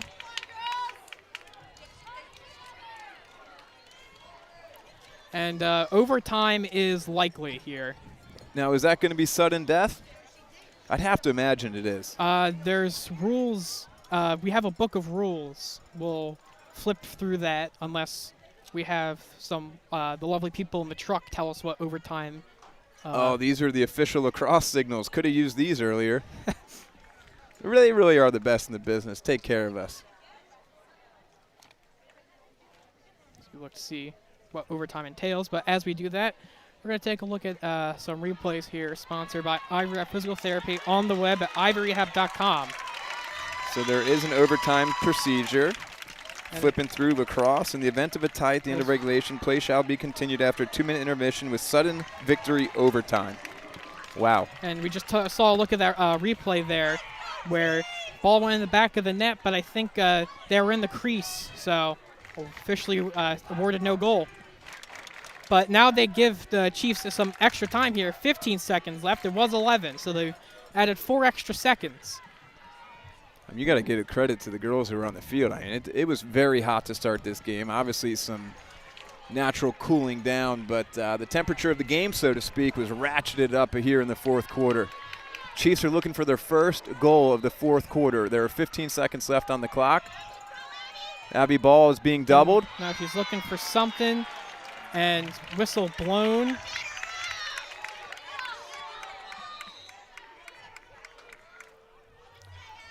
Now the clock is at 9 seconds. 9 seconds left to go. Abigail Ball. Game on her stick. This is who you want.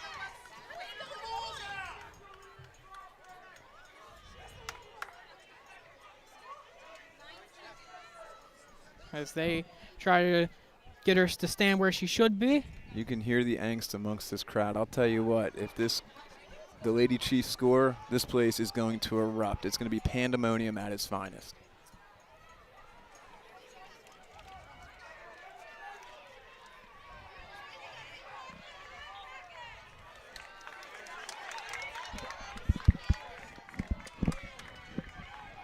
Something about 2 seconds. Either they're going to bring it down to 2 seconds or they're going to add 2 seconds. I think they're trying to add 2 seconds.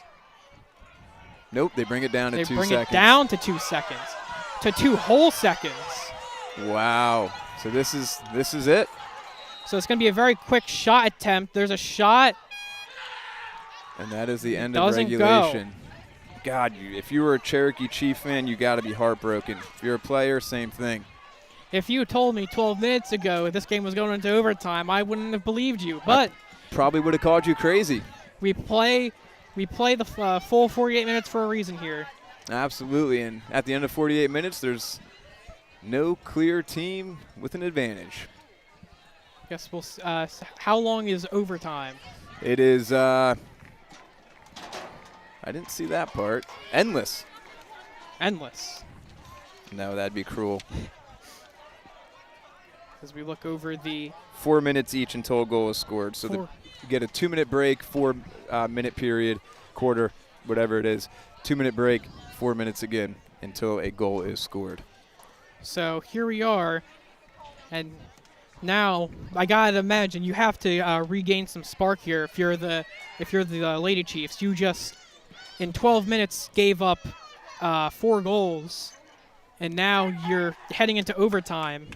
Yeah, your offense was humming along, and then all of a sudden, maybe you tried to get a little too cute and not go towards net. And unfortunately, they never really got a great look, and they didn't score in the fourth quarter. So that's why we are here. And all the credit to Montgomery in the world. They certainly battled back. They didn't let the score line bring them down, and they were undaunted. And, Ellie Pazzulli really stepped up when she needed to. So we are headed to overtime after a brief intermission. Oh, it looks like they had 5 minutes. I guess 5 minutes at the end of regulation, and then in between overtimes, it's 2 minutes. That seems fair. That would make sense. They've been running around. And if you're Montgomery, you're fired up. I mean, you just came back from a 4-goal deficit, and now with all the momentum on your side, you have the opportunity to send your team to the state finals, which is not something that everyone's going to be able to do.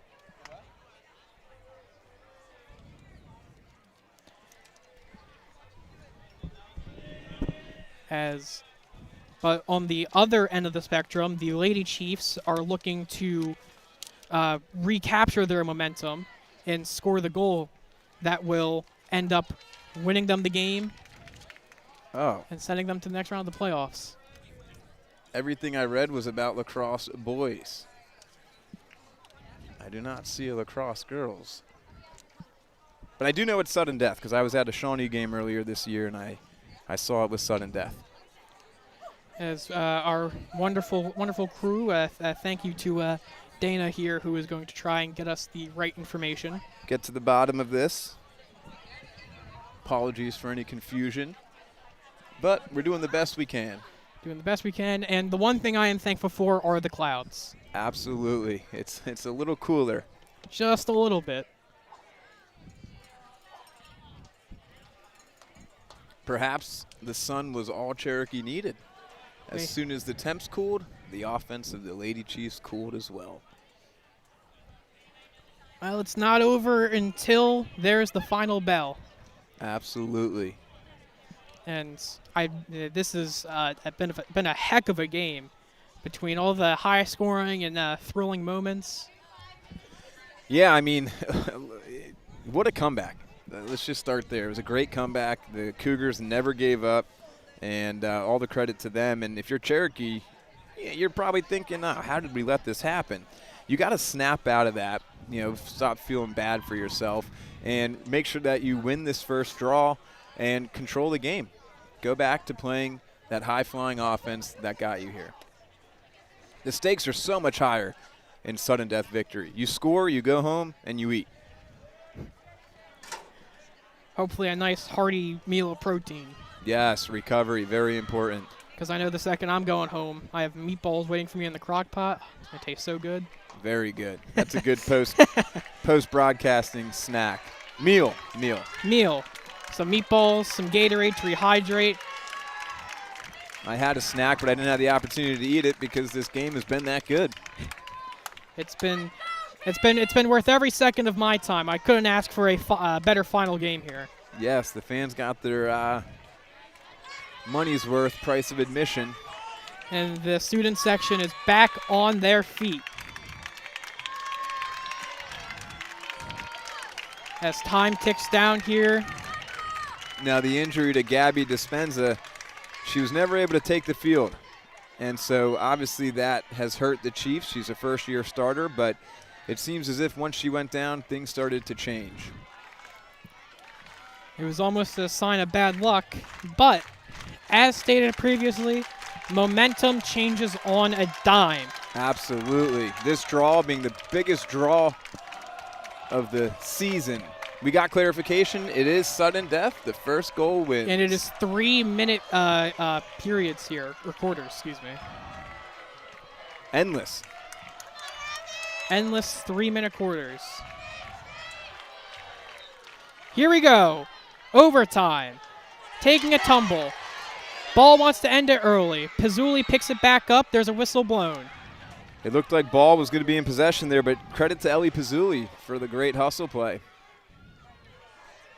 And this is the one you want the ball in the hands of. She's been able to make things happen and really lead this charge in the comeback. And Pizzuli using her speed to try and outrun a couple Lady Chief defenders. She's just going to pass it back to Scrudado. Scrudado to Dexter. Dexter to Pizzoli. Ooh.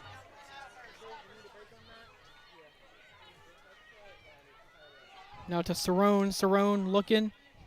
Pizzuli. And now you have the Montgomery Cougars just looking to take one great shot. Yeah, that's part of the great paradox of no shot clock in high school lacrosse, boys or girls. And here might be a shot opportunity, but there's a great defensive work there by the Lady Chiefs. Forced the turnover. Pizzuli was willing to take a hit there to try and draw the foul, but don't think it worked out as she kind of got in the way. Over to Michelina Belleville. And Belleville now, who wants to ice the game here. She's going to try and outrun her defender, and she has to go backwards a little bit to make some forward progress. She has a couple Chiefs who she can pass it to. She passes it to Spicer, who will kindly donate it to number 16, Cameron Pino. So Cameron Pino, a senior, has been here in this position before. And Pino now running with it. Might just take a short pass here and is driven out of bounds. It looks like a timeout by the Cherokee Chiefs sideline here. Maybe an opportunity to talk things over with 1:06 left. Maybe an opportunity to give the girls a break.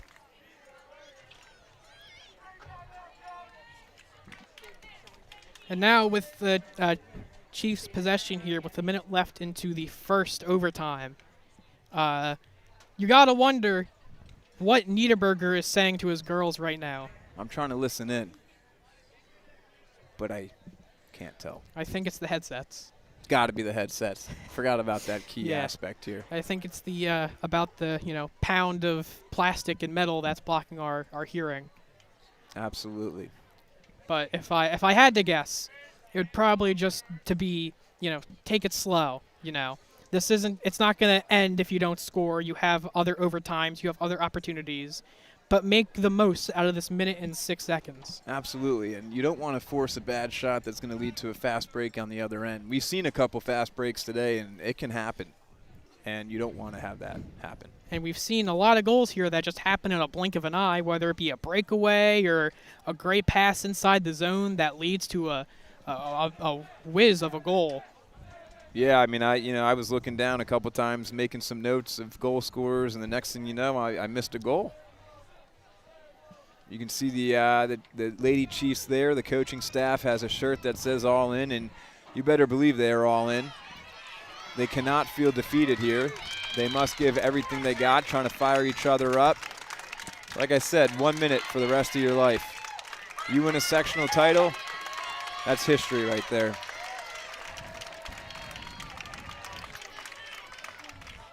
And now it will be Abigail Ball to be the one to take this one in.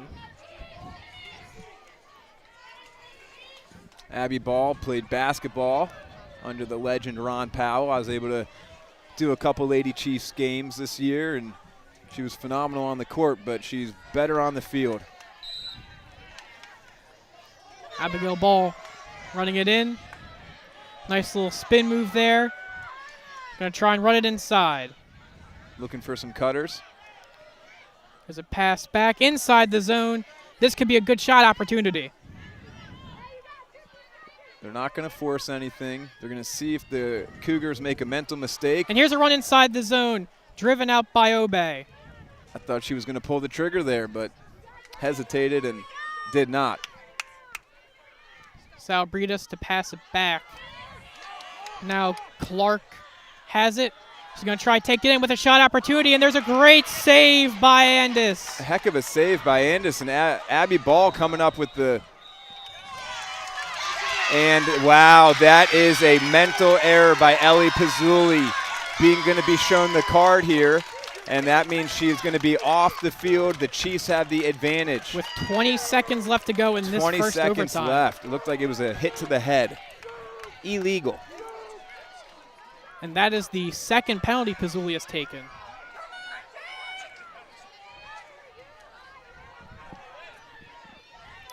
Seems to be some coaching going on here, trying to get their team in the best position to succeed, score. And Ball's going to run in with it, try and beat Obey.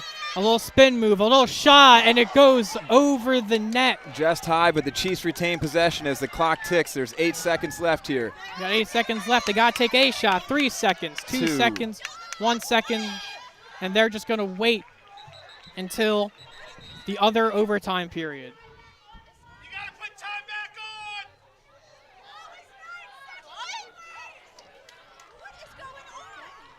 As we have some confused parents in the crowd. I'll tell you what, that save by the freshman in that moment, Ellie Andes, are you kidding me? That was a heck of a save. got her leg out on it, kicks it away, and looks like there will be no intermittent period here. It looks like they're just going to change sides and head right back into it. There you go. And let's take a look at that. Yeah, sponsored by iRehab Physical Therapy on the web at irehab.com. And an amazing shot Kick there. save. It looked like Lila had that in that corner, low, but Ellie Andes coming up with a huge save. The draw.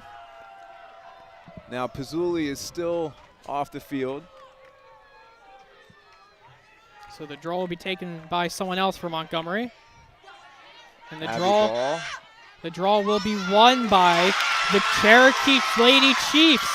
As now Emma Cox retakes possession, and that's our substitute number 2, Riley Cohn, with it, running up, driven outside the offensive zone. Now you just got to slow things down a little bit. No need to run and gun. And a there's swift Clark, move. and there's a shot. Oh, got a little too excited. From this angle, it looked like it was perfect. My apologies to the listeners, to everyone who had to hear me make a terrible, terrible mistake. As there was, most of the people thought that could have been in, but Ball has it. She might try and make a shot. And that one, there's another great save by Andis. Cherokee's going to retain possession. Wow. You know, I always got so excited. And now there's Ball with a and shot. There it is! Scores! And the Abby Ball. No goal.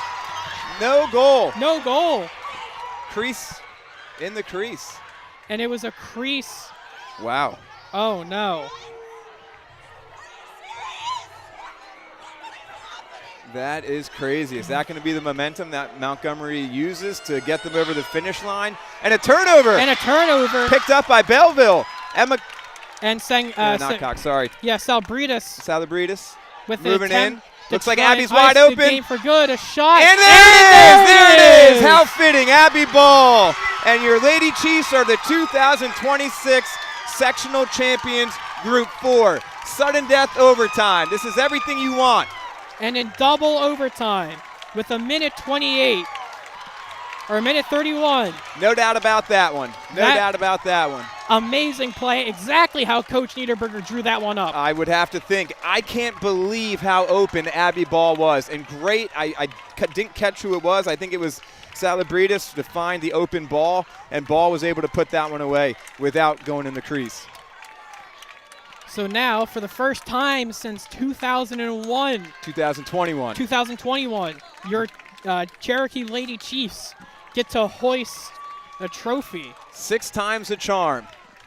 You know, sometimes you lose and you can learn more from your failures than your successes. And in this case, you know, not that those past seasons were failures, but they're all teachable moments when you can't hoist the trophy. But different story this year, and all the credit to the Lady Chiefs in the world. Certainly a special moment they'll remember for the rest of their lives. And how fitting that Abby Ball is the one to get the golden goal. For someone who showed up so much for this game, who contributed so much to this win, it only made sense for her to send her team into the state playoffs. Absolutely.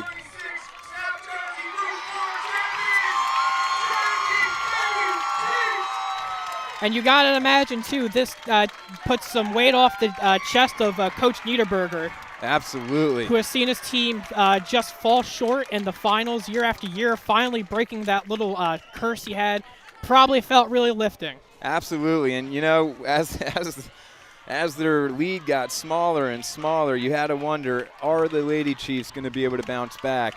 And all the credit in the world, they stuck to the plan, and they were going to be the ones who are going to hoist the sectional, and they already are.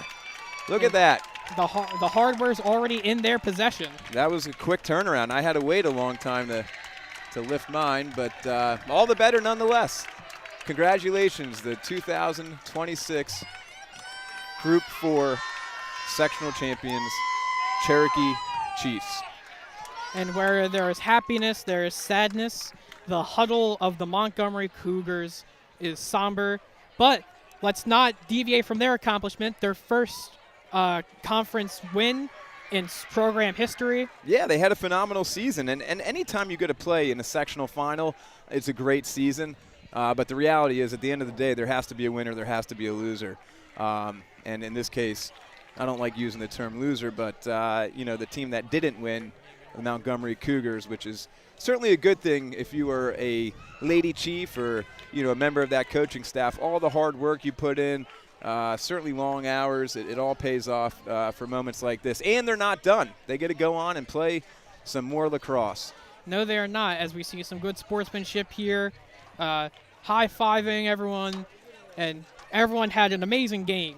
But the final score here in double overtime were the Cherokee Lady Chiefs 10 and the Montgomery Cougars 9. Yes, 16th win of the year for the Cherokee Chiefs. Awesome stuff. And as we said, they move on to the next round of the playoffs. And what happens from there, we can only wish them the best of luck. Yeah, you can see the heartbroken Montgomery. That's tough to lose in overtime like that. Especially the stakes after are a so comeback. high. You make the comeback and fall just short. And our play of the game here is going to be the last goal, so we're going to take a look at that play of the game. It's now time to take a look at the All-State Good Hands play of the game, sponsored by Michael McDyer, CLTC, 609-654-1426, or michaelmcdyerallstate.com. Allstate, you're in good hands. Look how open she was. That is such a mental lapse. And just able to Smart sneak it and out. Sneaks it in. What an assist. What a find. I don't know how you leave the leading goal scorer in this game so wide open. That's going to live in their memory bank for a long time. And I can imagine, despite her efforts, Pizzuli probably feels a little bad because she took 2 really crucial penalties. But it's not all her fault. Certainly not. It's a team game, and you're only as strong as your weakest link. And there were no weak links on the field today. Most certainly not. And you can see the celebration continuing at midfield, as is tradition. Oh, might have just dropped that trophy on the face, but that's all right. Break it down a little bit. There is no pain. I got to imagine Abby Ball is going to be our player of the game. And I believe so, too, as I see her trotting over. So Abby Ball deservedly getting player of the game here with her monstrous effort to pull the Cherokee Lady Chiefs ahead here. And it's now time for the Equitable Player of the Game, providing millions of customers with life insurance, annuities, and other needs-based products since 1859. Equitable. Together we'll build the right strategy for your future. 732-452-7275. Let's set it down to David standing by for the interview. I'm here with our player of the game, Abby Ball. Now, Abby, what does this big sectional win mean to you and your team? I mean, it's just a tribute to all of our hard work throughout the season. We came in here with more fire. We've lost the last 2 years that I've been here, and they've lost a few more years before that. So we wanted this more than anything on our home field. Our friends and families came out, and we just wanted to win it. And you had a fantastic game. You scored multiple goals and were a vital part of winning this game. What does that feel like? I mean, it feels great, but seriously, I owe it all to my teammates. I mean, the defense had a hell of a game. I mean, they're the reason we got the ball back so many times at the end. I owe it all to them. Well, you had a great game. You deserve it. Thank you. Yeah, Back to you guys. All right, thank you for that one, David. And yeah, she had a monstrous game. We saw the 6 goals, and that was definitely the deciding factor here in this game. Yeah, 6 goals is incredible. I mean, 60% of the offense, plus a couple assists by my tallies, but really deserving, very nice girl, and happy for the family. I teach with her mom, and I'm sure she is going to be thrilled. I hope to see her in work tomorrow to talk her ear off and just praise the efforts by her daughter here. And folks, that's going to do it here. Not only for the season here, that's going to do it for everything. It's an honor here to have been part of LDTV for the 3 years I was, and honestly, I couldn't ask for a better 3 years here with the wonderful crew. But as always, I've been Jacob Millard. Stay in school, don't do drugs, and have a wonderful, wonderful day.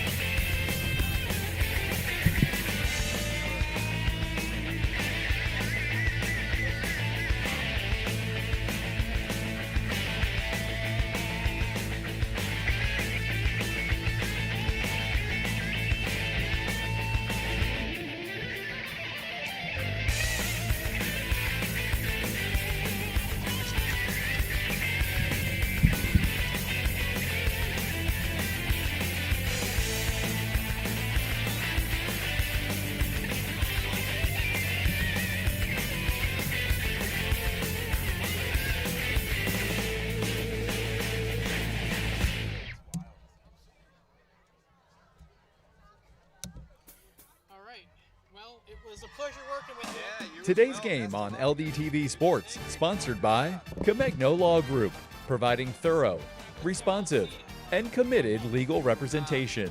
856-234-4114 or ComegnoLaw.com.